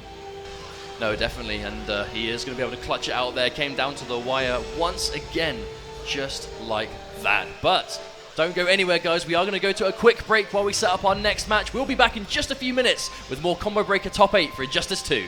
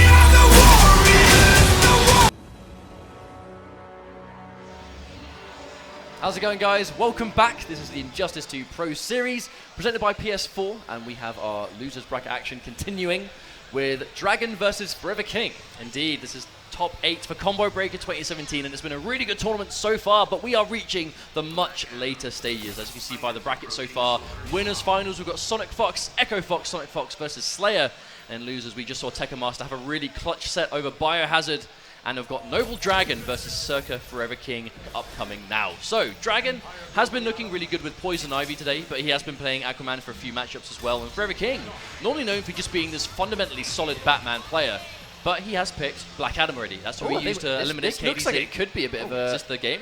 This could be a real match. Oh, I actually think it could be, yeah. Oh, Unless Lesser King is just really wanting to make sure that interaction works. He just really likes walking back. Now here we go. Now Aquaman, I think we understand why he's potentially gone for Aquaman in this matchup. So Dragon previously lost to Slayer's Black Adam. I think maybe taking from that, probably going, do I pick Aquaman here? Giving it a go, and to be honest, looking a little bit more strong. It could be. I mean, Slayer looked really strong versus him, but at the same time, it was a really close set versus Slayer.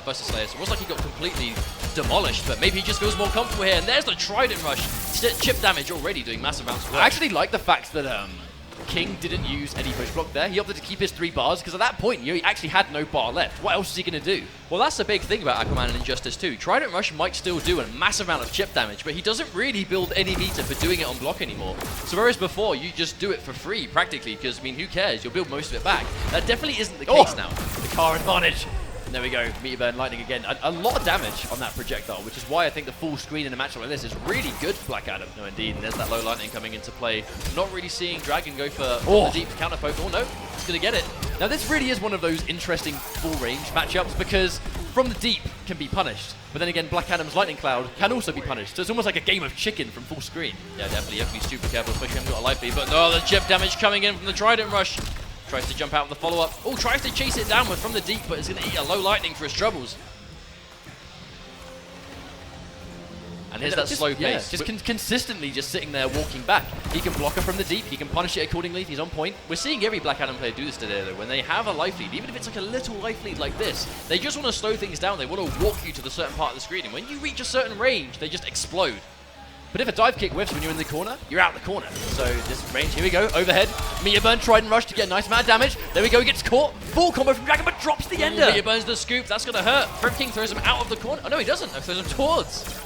Oh, nice whiff punish from Forever King. Ready for the Trident Rush. Wake up. I actually really like the fact that he sat there, Meteor Burn forward 3, forcing a clash. Now, he didn't go for the combo earlier because he didn't have bar. But now he has got bar. That's when we see the clash, when he can finally help himself with it. So careful, though. He does have access to the orbs. Oh, trying to bait. Do a lot of work already when they get low, looking for that distance once again. Low lightning, this is chip territory. Now he pops the orbs, that's what he's waiting for. He wants you to be with pixels of life, so he can just pop the orbs and just dive kick towards you, or just get in your vicinity, and that's going to take it. So Dragon's pretty much gone straight to player select. I expect to see a... No, he has gone back to Aquaman. Maybe a stage change. I was really thinking maybe we would have seen him go for Poison Ivy, because against Slayer, it was really close. I don't think it was a Poison Ivy problem. He also looks significantly more comfortable with Ivy, but at the same time, maybe he is just that confident in Aquaman in this matchup, or maybe he just really doesn't like fighting Black Adam with Ivy. I mean, that's definitely a possibility. Black Adam, a very popular character, and Dragon playing as much Ivy as he has, he's going to be familiar with that matchup by now. And again, Forever King just walking back, see him do this all the time. Do you think maybe he just likes fighting with his back to the wall with Black Adam? I think he's just happy having this range. I mean, he's going to be used to fighting Aquaman as well. Good block. Gets the Trident Rush off those plus frames. Spend the bar, doesn't have any other meter now. But that's the thing, because he just spent the bar on the Trident Rush, he didn't have the bar to launch there for a full punish. So as soon as he sees that Dragon has no meter, of course he's going to be going for those dive kicks. Punish again on the dive kick, but this time spending his only bar of meter on that meat band from the deep, but escaping, but again, no bar for Trident Rush. This really is sort of showing, I think, the new changes to Aquaman, where he has to make that choice. Combo or Trident Rush. Oh, there's the orb. Massive damage coming out with this pressure. Good wake up down 2. Is he going to swap position here? He will have the option to, but yes, he is. There's the delay. Throws him towards the corner. Has the space. Wake up lightning hands.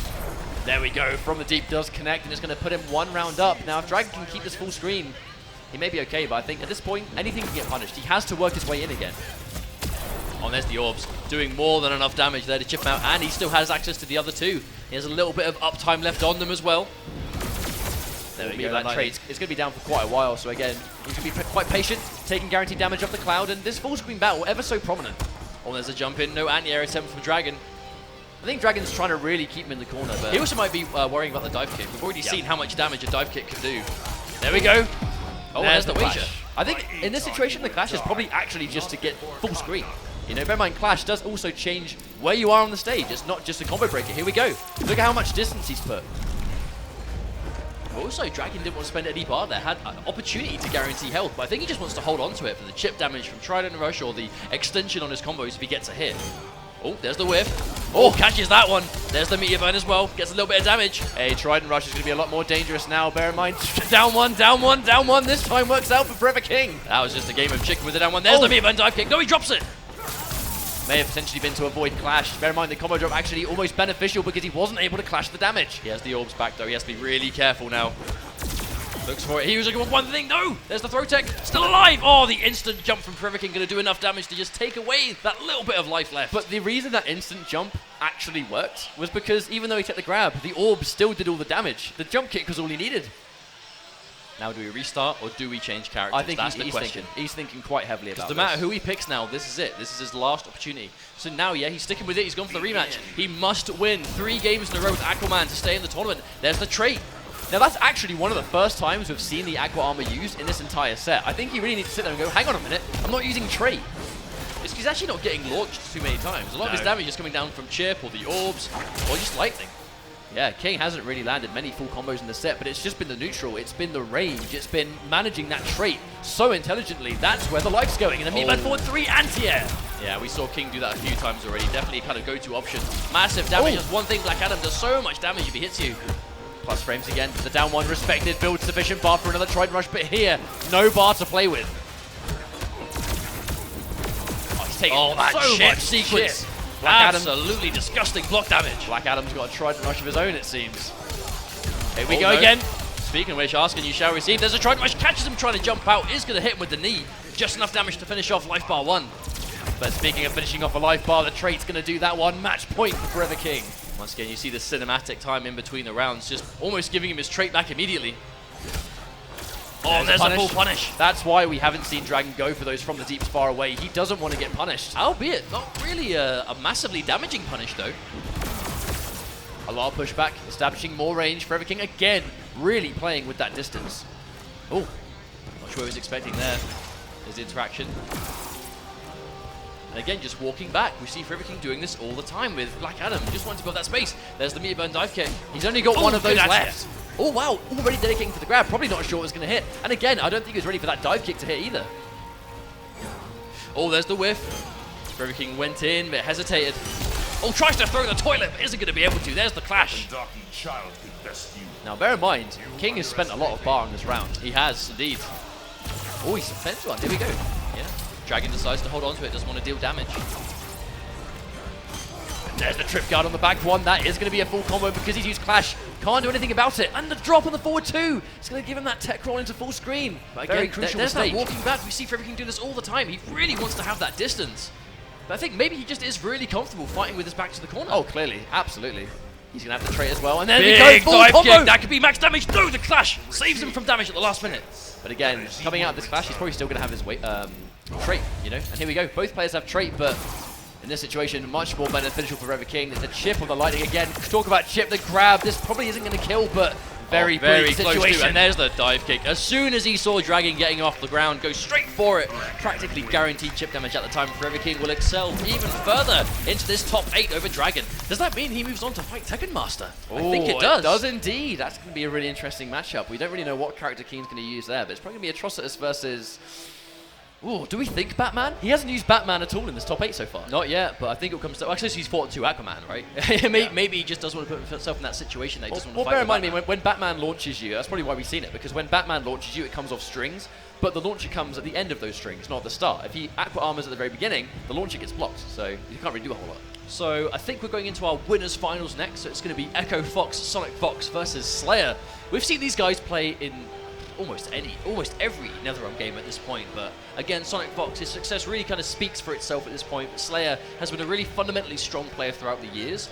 But again, both of these guys have been very successful in Injustice specifically, and Slayer looking really powerful. Now, are we going to see a Black Adam mirror match, or are we going to see Sonic Fox actually go to Deadshot for the first time in this top 8? Now, I'm going to say it, I don't think we're going to see a Black Adam mirror, because Deadshot currently really is Sonic Fox's, favorite character to currently play. And he's been using it pretty much throughout the entire tournament. And the Black Adam pick specifically was that he didn't want to deal with Atrocitus, and he felt that Black Adam did really well in that matchup.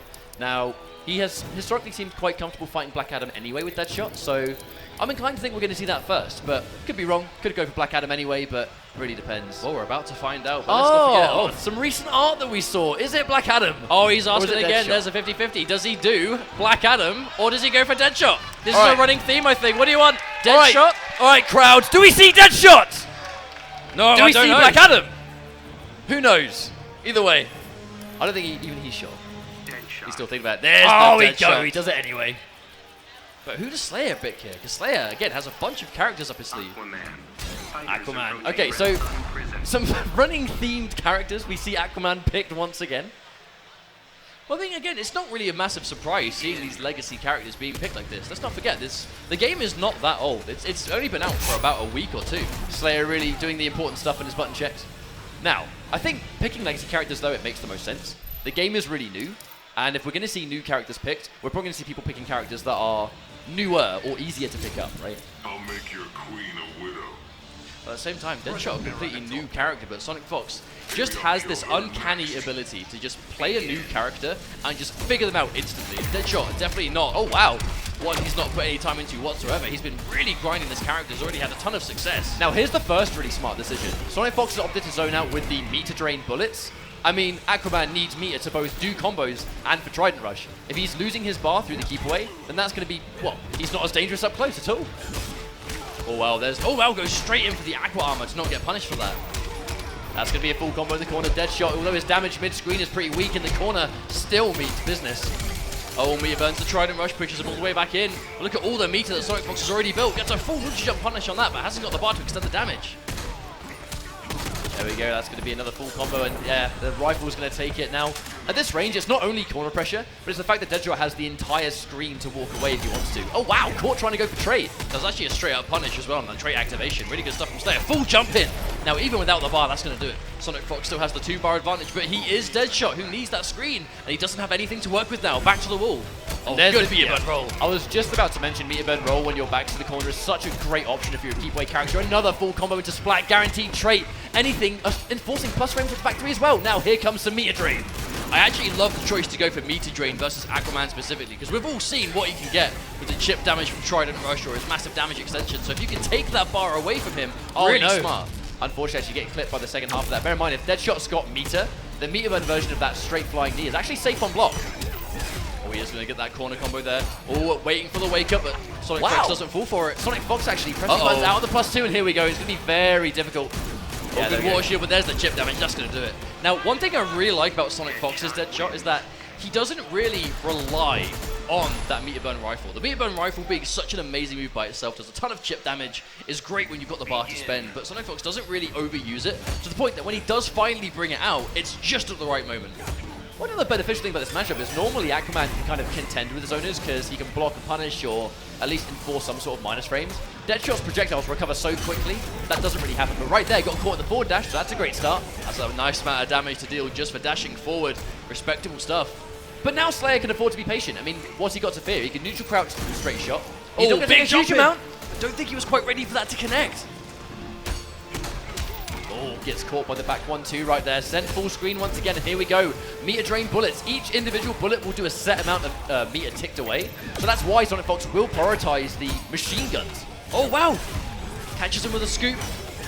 Nice damage there. Yeah, Slayer's doing, he is really contesting with this damage. I mean, what he gets hit by, he makes up for it in that damage. And yeah, that actually really hurt. Oh no, it ran out! The bullets did so much damage there though. That's the thing, when he has this Aqua Armor on, when he was blocking, it did so much more damage to him. Almost more than it was going to do if it actually hit him. Oh, tries to punish, but backdashes through the bullet. There we go. Again, if you look at the bar, Deadshot pretty much always has a bar of meter. And as long as he's got the bar, the meter burn rifle is a dangerous possibility. Oh, wow. Oh no, dropping the input. That's an unfortunate drop as well. The damage extension you get from full screen can be really important, especially in a matchup like this. I'm pretty sure we've seen that wrist cannon actually punish from the deep on block. I think it's actually been, really Sonic Fox has been faking out that rifle. He's not even committing to meter burn. He knows that after he blocks it, Slayer's just going to sit there and hold it because he's expecting the meter burn, drops the Aqua Armor a little bit too late, so gets launched anyway. Well, that was a trade, but puts him full screen. Oh no, spends the bar, Slayer wasting it. Oh wow, catches him just on the tip of the trident. There we go, catches the juggle. Gonna absorb this entire thing, but again, he's not got a huge amount of life left. And Deadshot will punish that from the deep anywhere on screen. Oh no, chip damage adding up. He's gonna hold it. Now Sonic Fox, no! No! Oh, no! That is a heartbreaker. Accidentally let go of the hole too quickly. And that's going to do it. Gets hit by the last bullet, which basically puts him in a guaranteed KO territory. That would have been such an advantageous situation as well, because at that point, Sonic Fox actually spent his last bar on that meter burn rifle. But either way, we're going to go to a character change. Has he changed? No, he's gone back into Aquaman. Again, I think just time to think about it, right? Take a time out. Don't hastily jump into the next match, especially bear in mind this is winners finals. So if he loses, he's going to go into losers finals. So he's not out of the tournament, but the comfort zone of winners is worthwhile if you're going to win winners finals. No, absolutely. It's that patience once again. Gets the jump in, tries to trip guard. Down one, going to take away the first hit. And again, you can see how important it can be to have meter when you're playing Deadshot. Grab. Unfortunately, the grab does actually send full screen, which is where Deadshot wants to be. Oh, good thing actually didn't commit to meter band there. Would have taken full damage. Oh wow, max range jumping again, but you can tell Slayer just is not ready for him to connect from that distance. Oh, unsafe knee, but obviously if you've got bar to make it safe, very risky trying to press buttons there. Yeah, he is going to spend the bar here, getting more chip damage, but again, doesn't have any bar to work with now. Nice, good use actually, going in for the down 2 with the aqua armor to make himself safe. Oh, the challenge! Oh, wow, good challenge. Really smart actually using the forward 1. It's 6 frames, one of the fastest mids in the game. Good challenge for +2. But that actually should be the life bar if he doesn't drop this. Yeah, that is going to do enough. And importantly, to waste the rest of that trait for Sonic Fox. But it's going to be half regenerated now, but still down. The problem is Slayer completely starved of meter at the moment. Now, the important thing in this matchup is going to be Slayer making sure that he tries to keep Sonic Fox near the corner. But as I say that, Sonic Fox fighting his way out and being on match point. Really nice extension on that air-to-air too, though, just to get that little bit of extra damage. That is what he needed to finish it off. But nice from the deep catches, just for max range of that back 3 to connect. Slayer tried to keep him contained with a sweep, but drops the input. Either way, it doesn't matter. Still got a nice amount of damage. The trip guard as well, that's a free Trident Rush. Oh, no way, Sonic Fox wants to hold on to it. A little bit extra damage there, getting him slowly but surely to the corner. Hits the max range low, tries to go for the aqua armor, but a little bit too late, gets launched anyway. It can't take too many of those projectiles because at that point that he's not going to trade in his favor. But there's the wager. Sonic Fox likely to spend maybe 1. He might want the bar for the rifle. He might. Yeah, Slayer's not going to spend everything. Still going to have a bit of a life lead, but this is Deadshot. That range catches her from the deep, and all that health he just got back is going to go completely down. And there's the sweep. Wow, risky stuff. Goes in with the wake up anyway. The wake up Trident Rush. Slayer does bring a game on the board. No 3-0 here. That's important though. He's figured it out. He goes for that sweep instead, wants to end right in his face. But as soon as he makes the adjustment, Sonic Fox, no messing around, straight to Black Adam. And again, we see Aquaman versus Black Adam. I mean, we've clearly seen that Black Adam can compete with this character. You know, I mean, if he knows and feels totally confident that Black Adam's going to be the one, he only has to win 1 game here. Yeah, I mean, for Sonic Fox, this is a ranked match. He just needs to win 1. Who cares? That's all he needs. Oh, down 1 to check the high. Bear in mind, the forward 1 is a high. Oh wow, jump into the straight for the down 2. I actually like that option though, knowing that Slayer was likely to go for the aqua. No, he just launches him straight away. Unfortunately, he didn't manage to dash in enough distance, so he gets tagged anyway. Oh, that cross-up dive kick, so powerful. There's the air tech though, but isn't it range to punish him? Interactable gets a good trade, knocks down again, and a very quick round, and Sonic Fox on match point once again. Oh, looking really good. Still got the vast majority of his health back. And again, really trying to keep himself safe. You can still use the aqua armor, but speaking of unsafe, Scoop totally punishable. Down 1 into lightning hands, means Sonic Fox. Look at this life lead already. Oh, tries to Anio standing 1, but is going to get beaten clean by the jump in. Oh wow, gets the air tech too, wastes the bar. Oh, combo drop. The air tech actually really sort of messed up the combo's gravity, and funny enough, even though it kept the combo going, definitely benefited him, and the lightning taking it. Sonic Fox is your first grand finalist. Again, not really a huge surprise, I think. Sonic Fox really just on a tear. This being the first major event in the Injustice Pro Series, looking really strong instantly. Again, bringing out Deadshot when the matchup called for it, and as soon as he thought that, okay, maybe this isn't going to work anymore, straight to Black Adam. 1 game, now we see him in Grand Finals, winner's side. Well, you mentioned it, right? All Fox had to do was win 1 game. So if he felt like Black Adam was going to get the job done, of which we've clearly seen it's possible, because throughout this whole top 8 we've seen Black Adam versus Aquaman. Black Adam's pretty much come off better.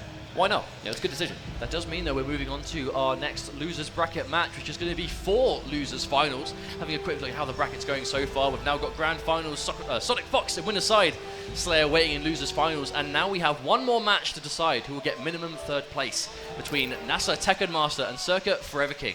So this matchup in particular, so Forever King actually is yet to use Batman today in the top 8. In top 8, of course. Do we think he's going to use it against Atrocitus, or does he go back to Black Adam again? Because, I mean, it was the character that sent Tekken Master to losers in the first place.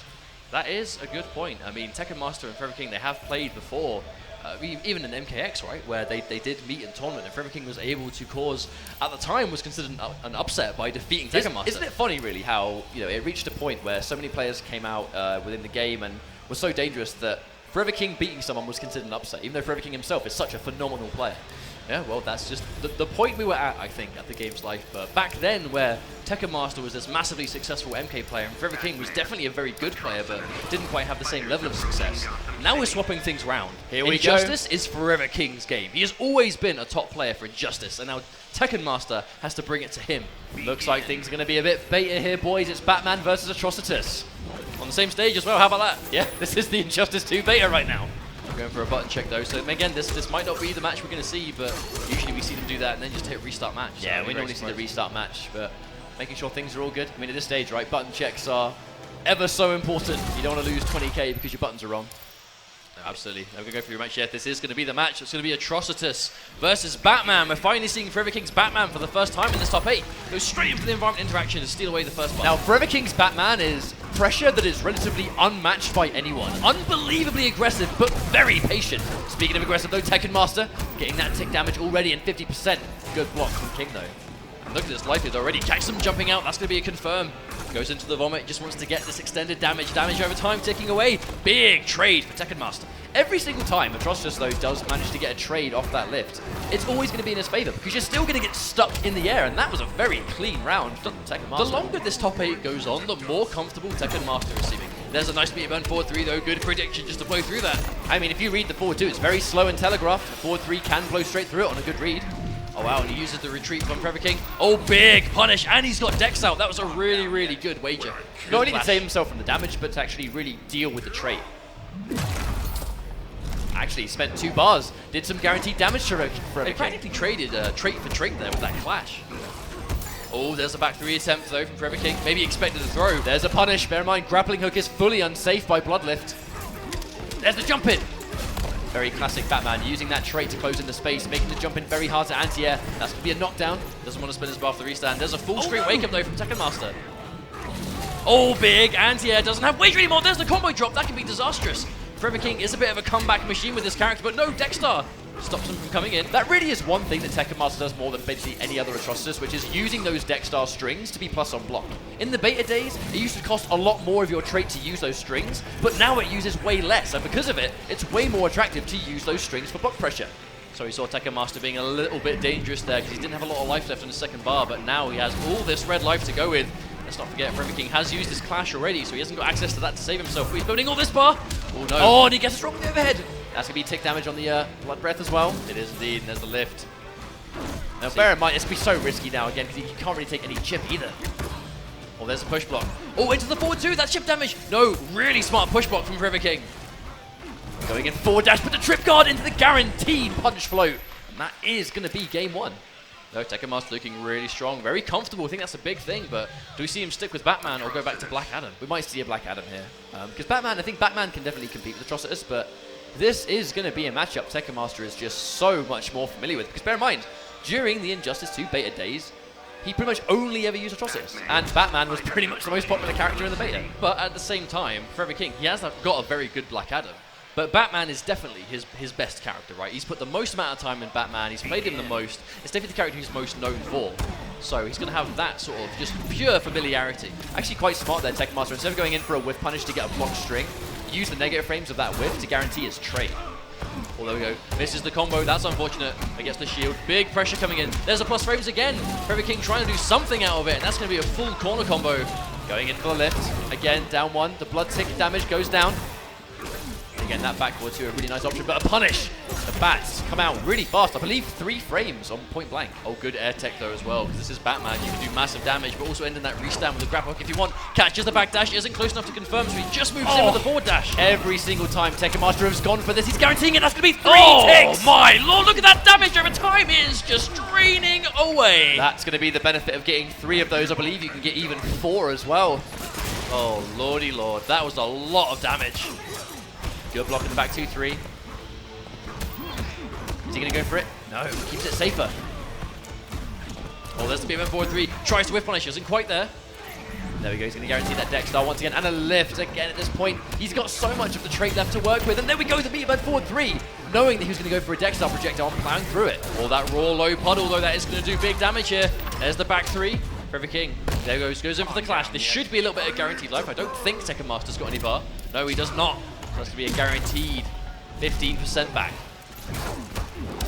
Yeah, it's going to be much harder to really enforce anything without that trait, especially when Batman has his character power stocked and ready to go.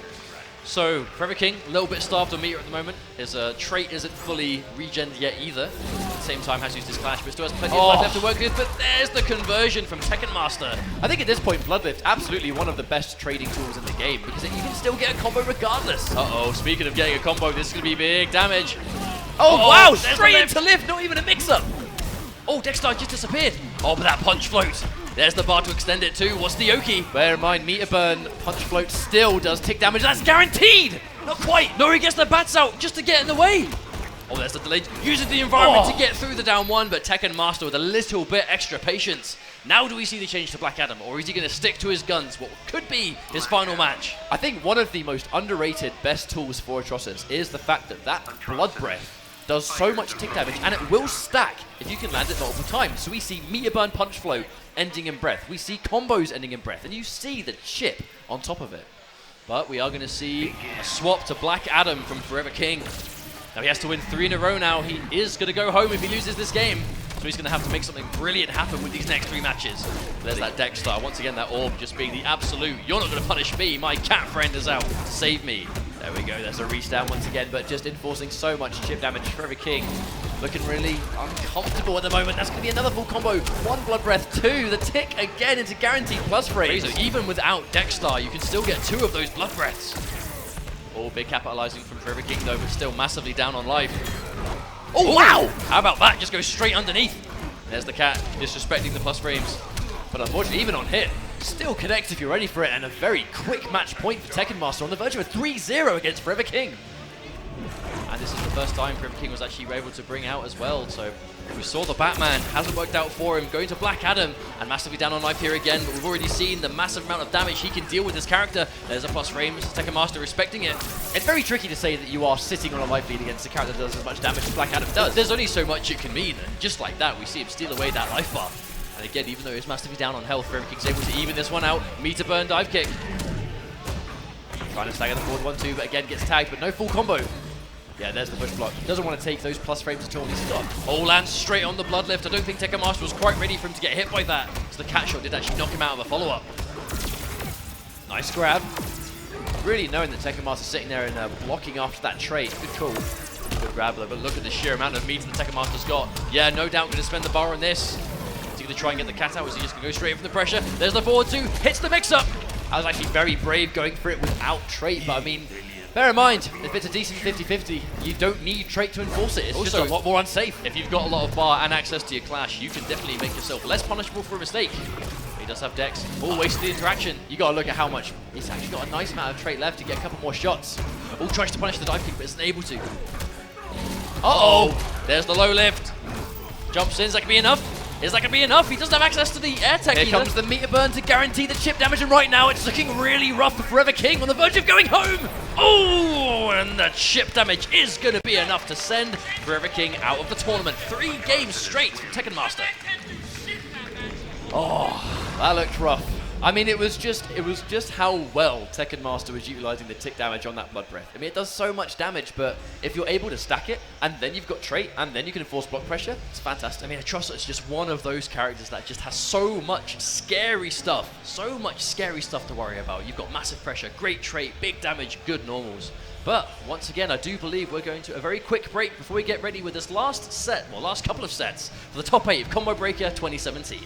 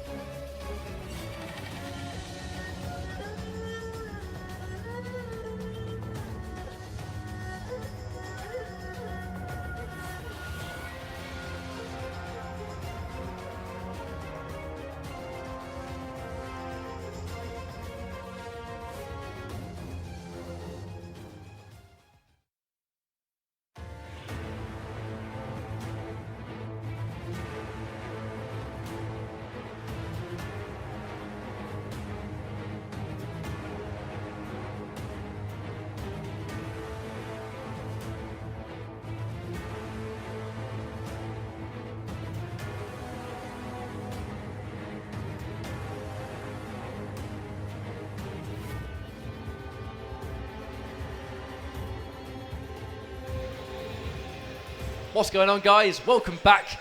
We are live once again with Injustice 2 at Combo Breaker 2017, and we have a losers finals to play. We do indeed. It's going to be NASA Tekken Master versus Slayer. Tekken Master has been on a bit of a tear this weekend. Did take home first at Mortal Kombat X yesterday, and again, minimum third place today as he is in losers finals. But to get his rematch with Sonic Fox, he's got to take out Slayer, who's been looking really strong today, and in general is a very good Injustice player. Now, the Black Adam versus Atrocitus matchup is one that Tekken Master had to fight against Sonic Fox in the winner's bracket. Unfortunately, didn't quite work out so well. So Black Adam, once again, a good pick for Slayer. But he doesn't really look that unfamiliar. He does look comfortable in the match, but at the same time, Black Adam just hits so hard. But if there's one character to go toe-to-toe to Black Adam with damage, it's someone like Atrocitus.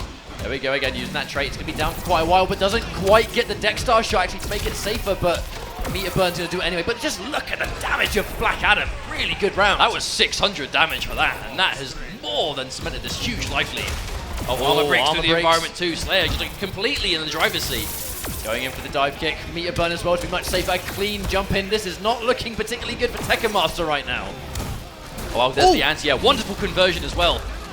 But it makes you wonder, does Tekken Master even have the life lead left to bring this back versus Slayer, considering how versatile the orbs can be? Well, Tekken Master can keep this sequence meterless. Bear in mind, the Dexter trait is going to get rid of those orbs, but a very, very well-placed delayed wake-up to make it whiff. And this first game is pretty much a wrap. Unless this might be enough damage to get the life bar, but I mean, he has 20 points of health left. I'm not sure if that's going to be enough. There's damage over time. Catches him trying to wake-up attack. Once again, this could be a massive comeback if Tekken Master can stop him from activating trait. Oh, doesn't quite connect, and yeah, there really wasn't much Tekken Master. I mean, that's one of the greatest strengths of Black Adam, is just popping that trait when you know they haven't got the health to take it, and then you just go in. You let them finish it, you know, let it finish the job for you. Indeed, and we see the run back again, Atrocitus versus Black Adam. I think Tekken Master just wants to take a little bit of time. Hovered over Grodd and then changed and shook his head. Does he even have a Grodd? Did we almost see Grodd there? He might do, but I mean, picking Grodd into Black Adam, is that something you think we could see? I don't think so. I think Atrocitus is a better pick, personally. However, Tekken Master again, I mean, it's a lot of damage really quickly, right? And that seems to be the classic. Not challenge, it's going to be a free trait. Here we go, Tekken Master looking to answer back. Wow, now that's actually a big thing. It doesn't look like the shield from Dexter actually absorbs that low lightning. I think that's why Black Adam is such a good pick here, because normally the shield is what deals with projectiles, but the lightning, I guess it's not as projectile-y as the rest. Oh, hits in there, catches him with a raw 4-2. Damage is starting to add up. The breaths are going to do so much tick damage.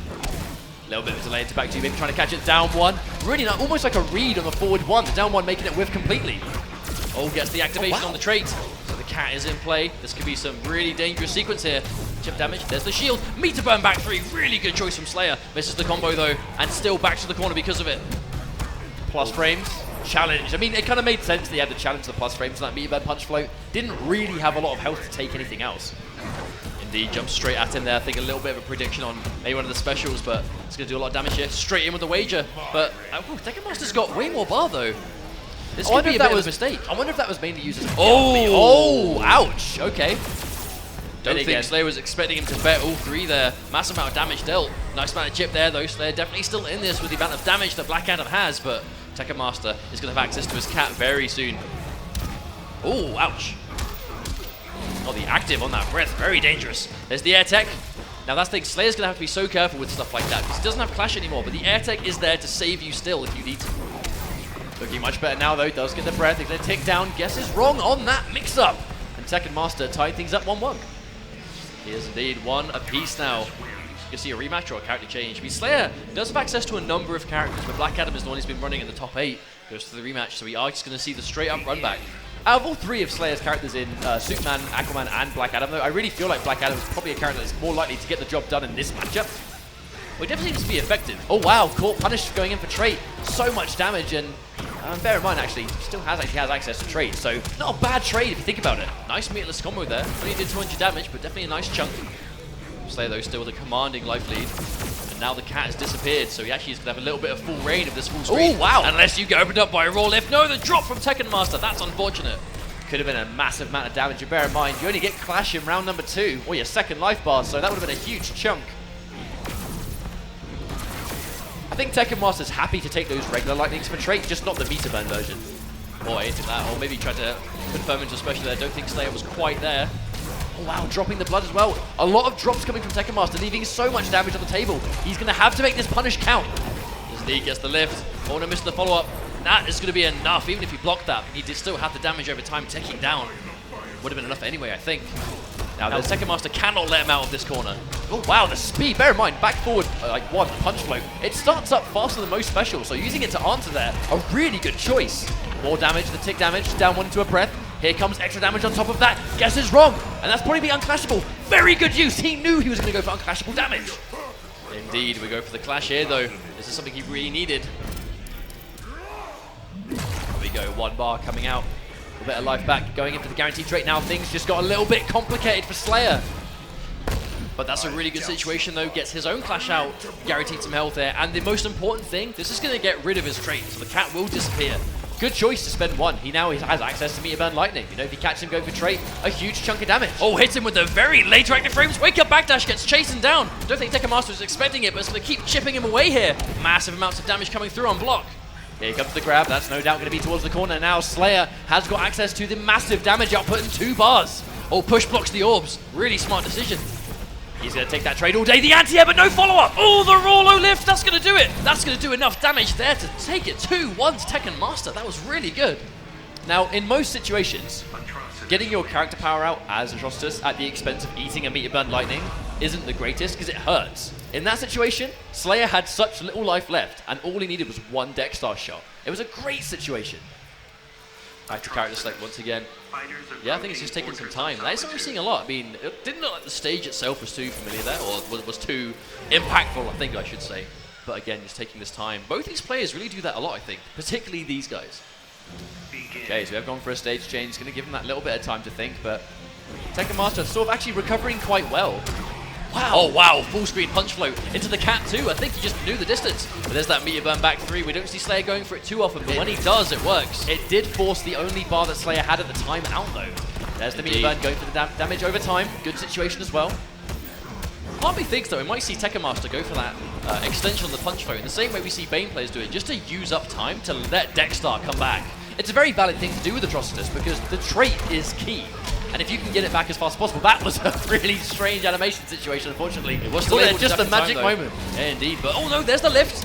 And he does have Dex out, so that's going to be massive damage extension. Even restanding at the very least. Bear in mind, that was tick damage on top of a guaranteed restand into more pressure. Match point for Tekken Master. He's looking really strong. He really wants that run back from Sonic Fox in Grand Finals, but he has to take out Slayer to do it. But he has the corner pressure. Black Adam nowhere to go. There's the block on the lightning, but again, 2 bars left. Slayer actually whipping the close dive kick just to build that second bar. Very smart. Or pops the shield, he just runs straight in. There's the lightning cage to go under the projectile. That's the trade. That's exactly what Tekken Master needs.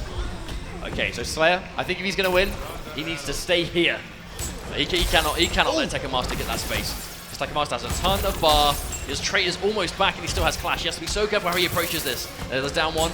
The dive kick, is that going to hit again? Oh, but the dive kick does manage to make it whiff. This is an opening, but no! That's going to be forward 3 into another forward 3. Tekken Master will have his run back against Sonic Fox. He really wants it. Tekken Master looking really, really strong in this tournament. But again, props to Slayer for getting losers finals. Top 3 in a tournament like this. But again, Tekken Master, he's looking for that run back. He's looking for it. That's exactly what he's going to get. A little bit of a mini call out to Sonic Fox right there, pointing right at him, saying, "You are next." Well, we're going to find out who is going to be losing this, though, because this is going to be top 2. Top 2 in Grand Finals. So that actually does mean that for both MKX and Injustice 2, Tekken Master has been in Grand Finals for both games this weekend. What a performance! It does, but look at that replay, that final game. Tekken Master just wanted that last hit. That's what he needed, and that is what he got. Really well played. I think quite a morale boost, I think, for him as well. That, bear in mind, he lost very convincingly to Sonic Fox, Black Adam, in the winner's bracket, proving that he can actually conquer at least the character. Going into Sonic Fox, he's going to have that sort of muscle memory in that one matchup if Sonic Fox chooses to go Black Adam again in Grand Finals, which he might not do. But that is what we're going to see. But for now, we are going to throw you guys over to main stage for a special announcement with Rick. Hey guys, we having a good time tonight? This is the first Injustice 2 Major, and that's the best noise we can get. There's 1,000 of you, come on! There we go. All right, every year at Combo Breaker, hopefully everyone here knows one of the things we care a lot about is community. and the health of this community. So coming to the stage, I have a special announcement from KIT's Vandy and Panda about this community.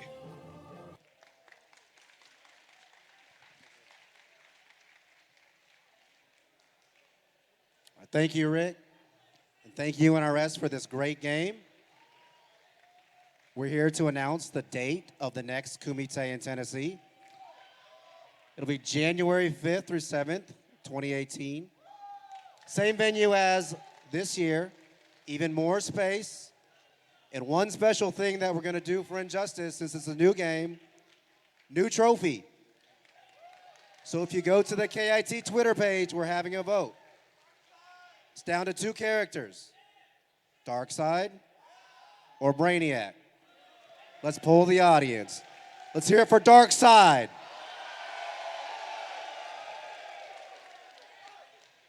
Brainiac. All right, we'll see. Go vote.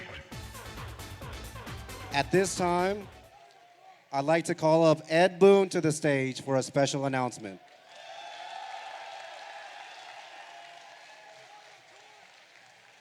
At this time, I'd like to call up Ed Boon to the stage. I don't want to take up a lot of your time, but I did want to take, I don't know if anybody's even done this yet, you know, I just want to congratulate Rick Thayer on, everybody give him a hand on such an amazing, amazing tournament. They get better every year. These Chicago tournaments are special to us.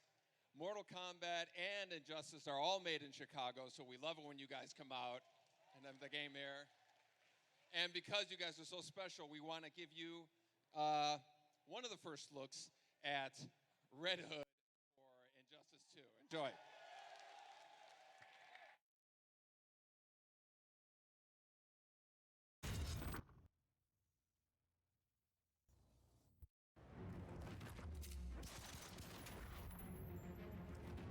Dick trusted me, but you never will. Someone's desperate for approval.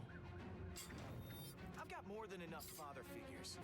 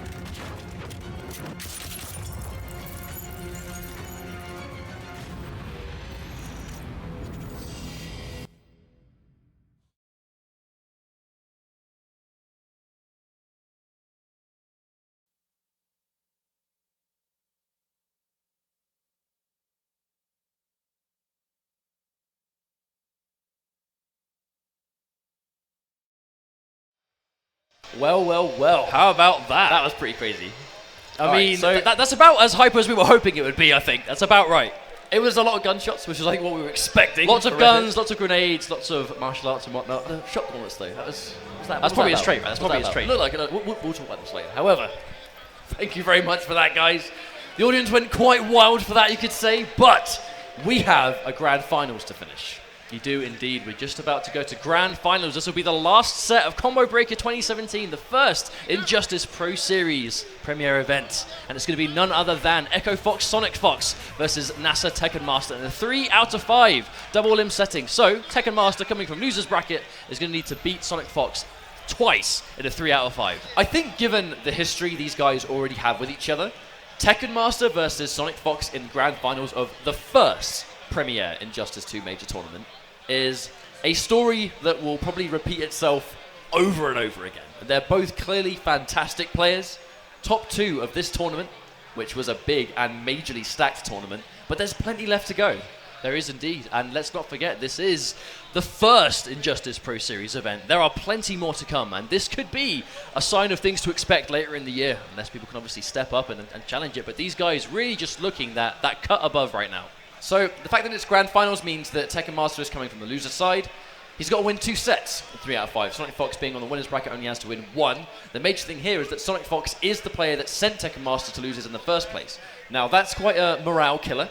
When your opponent that beat you, you've met in Grand Finals. They've beat you once already, but now you have to beat them twice just to win the tournament over them. But they're set earlier on in top 8. It wasn't one-sided. I believe it was 3-1. I could be wrong. But regardless, Tekken Master was able to fight back. He looked comfortable in the matchup. I expect we'll see Sonic Fox go back to Black Adam, and this will be another Black Adam versus Atrocitus match. But Tekken Master's Atrocitus has just been looking super clean. Now he's got those damage over time, stacking, tech down, especially in the corner. His management on We'll see Sonic Fox go back to Black Adam, and this will be another Black like an absolute train.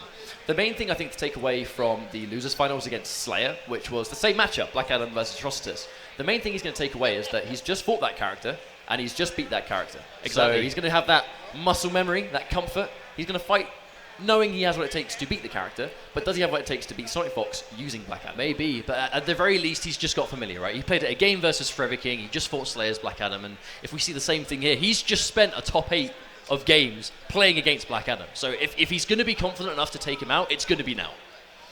I think when it comes to potential other characters, it's more likely we may see him, depending on whether Sonic Fox loses or not, we're more likely, I think, to see Sonic Fox change character than Tekken Master, because he's pretty much used all the Atrocitus. I would agree. Whereas we know Sonic Fox plays a whole bunch of different characters, just Black Adam for this one matchup. Well, the thing is, even if we do see a character change from Tekken Master, his other character that I would say is probably his best other character is Deadshot.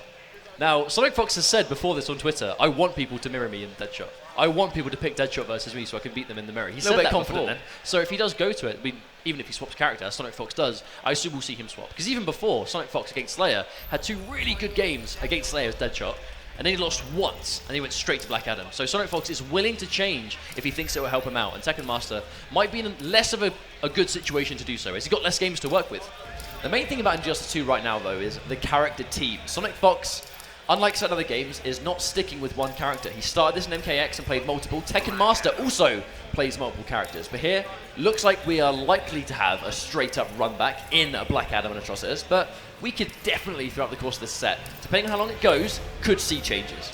We might do, but no. Hang on, hidden his cursor. Now, they actually both hidden cursored in Mortal Kombat X as well, so they're doing it once again. Who are they going to pick? Who knows?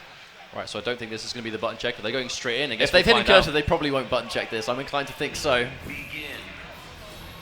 Yeah, button check. Considering they started the match with Tekken Master not even having 2 hands on the pad, I think that's a safe bet. Why would they hidden select? They're going to pick the same characters. What's the point? I know. It's the bait, right? It's that next level mind game. Also, neutral crouching the grab right there, or almost being out of range. Doing a lot of good stuff with their button checks, doing the important things, getting those out of the way first. Making sure the down input works, that's the important one, and it most certainly does. Sonic Fox, the fastest bags in the West. Right, so this is going to be it. Looks like they're going to hit for the restart match.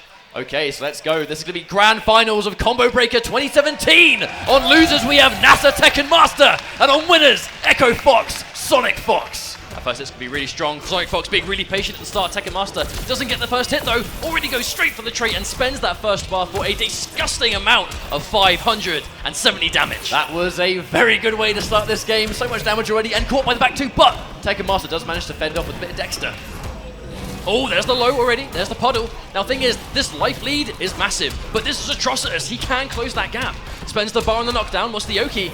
On top of getting that tick damage, he's going to use up that time. But again, a delay wake up, but a very early commitment to an unsafe 50-50 without Dexter. Well, I think if you're going to commit to something that dangerous, you may as well do it when you've got more life to lose. Because if he did it on the second buy, then he's put in a really dangerous situation, more to panic about. But he has killed some time here, so he has got trait back. Oh, goes to the dive kick. Isn't able to capitalize. Tries to get the punish actually, but again, dive kick. One thing Black Adam does really well in this matchup is the ability to be so mobile and completely dodge Dexter's projectiles. Again, goes in for that meter burn just to get that enhanced knockdown. Raw rake up with the lightning hands. Oh, tries to whiff punish. Don't think he was confident it was going to connect. Going straight in, that's going to be plus on block, but the backdash, the knowledge from Sonic Fox, but a bit of a drop. Doesn't seem to matter too much though, because he cleans up anyway. Oh, low lightning, big chip damage coming out. The lower life you have, the more dangerous chip damage becomes, but Tekken Master is able to take the first life bar down at least. Oh, wow. A Punishing huge quite in time. But again, that's a really important element here, is that normally the shield absorbs projectiles, but it doesn't absorb the lightning. No life left whatsoever. No, he misses it. Maximum delay, wake up. There's the breath. Oh, there's the orbs. That's it. Against Black Adam, what can you do when you're that low on health? You just have to thread the needle and hit him before the orbs connect. Sonic Fox is doing such a good job of actually delayed wake up on every knockdown, but I believe it may not even be a maximum version. It's just a delayed wake up long enough to make the forward 2-2-3 whip, you know, so he doesn't have to actually take a mix up. By the time he's standing up, it's always the 3. Get the interaction out of the way, a little bit of extra damage though. There we go. That's going to be a reset down once again. Not going for the meter burn, saving the bar. There's the good block. Sonic Fox jumps clean out. There's the push block. Ooh! I quite like that push block though. He push blocked before he went for the orbs. But there's the whip punish. He's going to get hit by the orbs anyway. Sonic Fox's decision making in this matchup so far has been absolutely insane. There's the jump back. Lightning hands again. Misses. Albeit a burn dive kick. There's the pressure. Patience from Tekken Master. Gets the down 1 out, but doesn't really get much more for it. There's that forward 1-2, that new string for Black Adam, such a key part of his gameplay in Injustice 2, but the down 1 will combo. That was a really good read though, really good read on that advancing high from Black Adam, just getting that down 1 underneath it for a full punish. Normally, actually, earlier on, we did actually see the punch float completely cause the regular lightning to whiff, but Meter Burn version does catch it. Oh, there's a full screen anti-air, spends the bar, but just to get enough time to guarantee his trait. Oh, almost sitting with the orb there. I think Sonic Fox actually just trying to sit full screen and wait it out, but unfortunately getting tagged anyway. Take damage once again, going straight in, but the dive kick to whiff. Yeah, he goes straight over the shield. Oh, punish with a low lightning. Yeah, that's a clean punish. Got to be very careful about doing it at that range, but caught. Chases down the backdash. Again, no air tech, opting to save it. Maybe trying to make a comeback with the bar instead. Yeah, saving his clash too. Tekken Master spends the bar. This is some Oki again. But what's he going to do? Sonic Fox has been sort of mixing up his delayed wake up here. Oh, the punish. Oh no, he drops it. That could be disastrous. Oh, the low orb connects. I wonder why Tekken Master isn't using his wage at the wake up puddle. He has no choice, but Sonic Fox goes for the unclashable. Unfortunately, trying to clash way too late. And at that point, Sonic Fox was already ready for the outcome. But that's what it tends to come down to though, when you've got that situation where you just need that one hit to clash, but you have split seconds to decide, am I going to clash this? Am I going to wait for some more meter to build? What do I think he's going to do? You have almost no time to make that adjustment. And in that situation, it took a little bit too long. Now, we saw him think about this earlier for a brief moment. Are we going to see Gorilla Grodd? I don't know. He's contemplating it. He's hovering over. We're going to see him go back. I don't know. Yeah, there's the Atrocitus. Crowd giving a little bit of boozling. Everyone wanted to see a bit of Grodd. But bear in mind, there is so much money on the line. There's no time for having fun right here. Oh, of course, this could be. There's the good stage. Gotham Theatre. Oh, nice. Good chase, actually. That's going to be guaranteed. But this has been a very fast 2 games. Sonic Fox already 1 match away from winning Combo Breaker for Injustice 2. There's the restand, getting it mid-screen. That's going to tick down on top of the combo already, going for another blood. Oh, catches him jumping out. There's the read from Tekken Master. Punch flow is going to keep him there. But that is a consistent option. That delayed wake-up looks very, very useful at not having to deal with the mix up close. By the time Sonic Fox is standing up, there is no possibility for the bloodlift. It has to be the overhead. That life bar was incredibly one-sided though. If Tekken Master can keep him here, he might be able to steal this one back. Oh, there's a jump back on prediction. Just enough to get the cat out. There's a lift. Yeah, gets the shield. Just wants to move in. Oh, there's the anti-air as well. But again, I don't think Tekken Master was quite ready for it to connect. And there's a big punish, and this is Black Adam, so this is going to hurt. Does whiff the dive kick, but at this point, actually, hang on. The whiff dive kick's going to be a major mistake. He's going to get the tick damage off the blood vomit. Oh, raw wake up again to challenge the forward 2. Backdash to get out of there. There's the mix-up, and a good block from Sonic Fox is going to steal the life bar away, bringing himself to tournament point. Those 50-50s off the forward 2 has been working so well in top 8 for this whole point, but the grand finals where Sonic Fox is blocking them every single time. Good interactable there, used by Tekken Master, gets himself the cat out guaranteed. There's the block on it. Again, that low lightning, really good punish, and the shield will not save him. At this point, it's just wasting deck star time.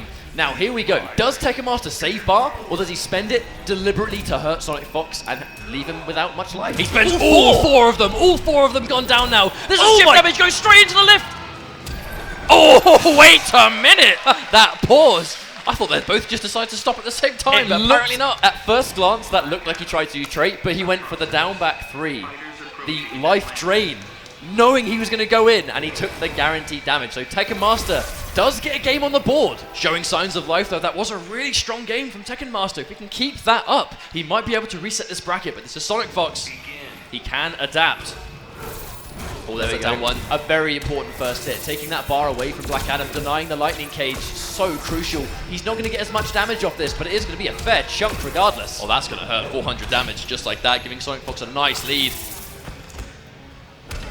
There's corner pressure. It's looking really bad for him.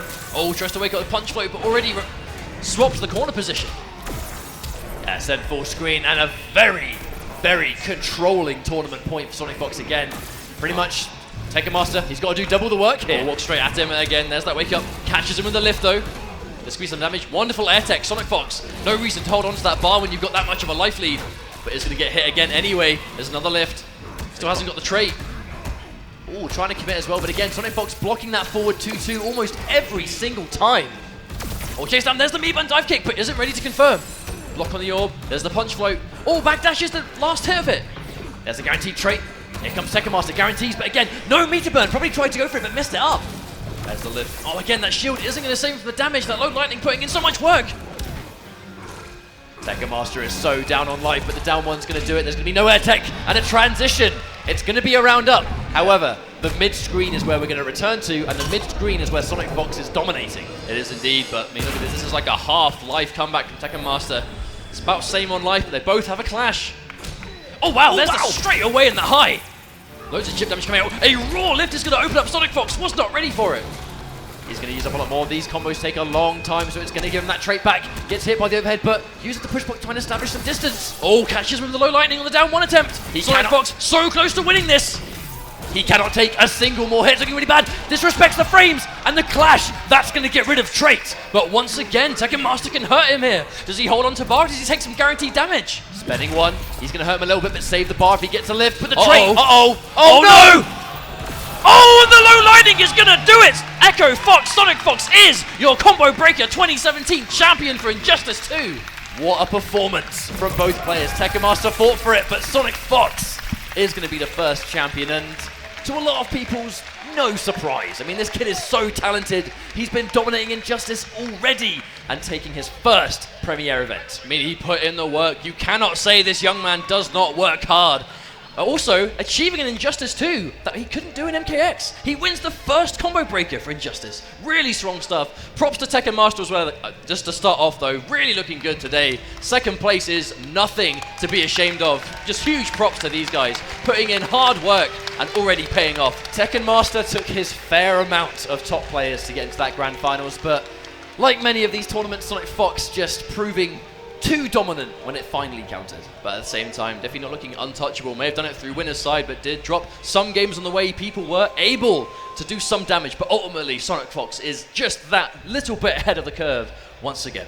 Now, we actually have a little bit of a compilation to show you guys. The hype player of the day is actually going to be Tekken Master. This guy brought us some amazing moments.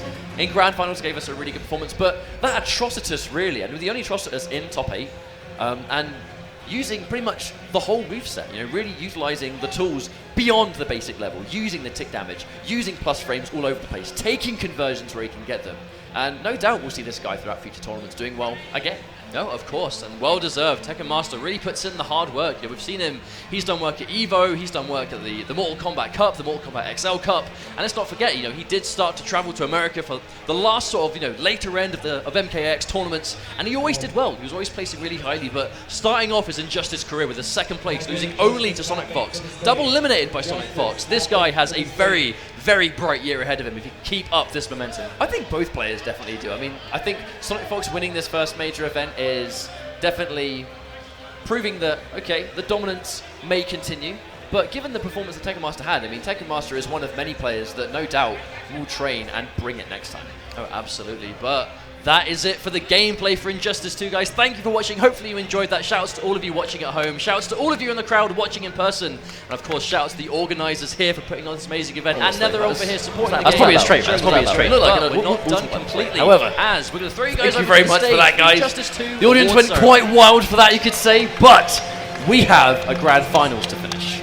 You do indeed. We're just about to go to grand finals. This will be the last set of Combo Breaker 2017, the first Injustice Pro Series premiere event, and it's going to be none other than Echo Fox, Sonic Fox versus NASA Tekken Master in a 3 out of 5 double limb setting. So Tekken Master, coming from losers bracket, is going to need to beat Sonic Fox twice in a 3 out of 5. I think given the history these guys already have with each other,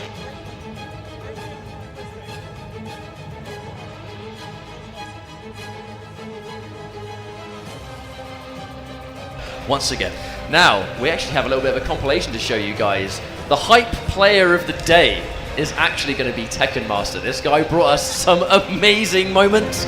In Grand Finals gave us a really good performance, but that Atrocitus really, and with the air tech, Sonic Fox, no reason to hold on to that bar when you've got that much of a flash.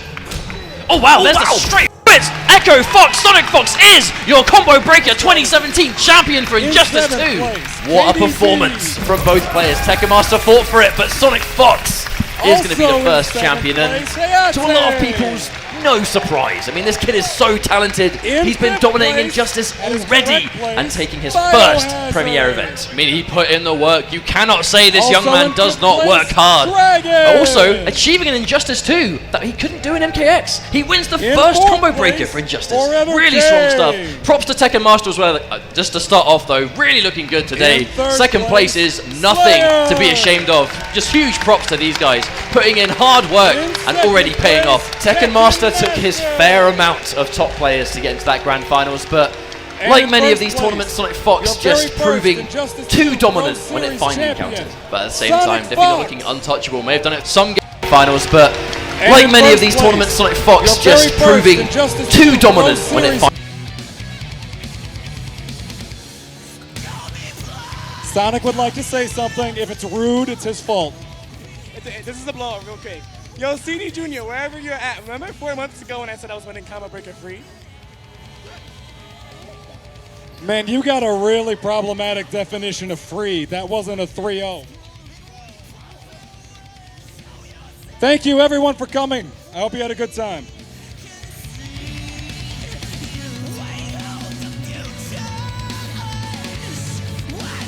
Bear, where are you at?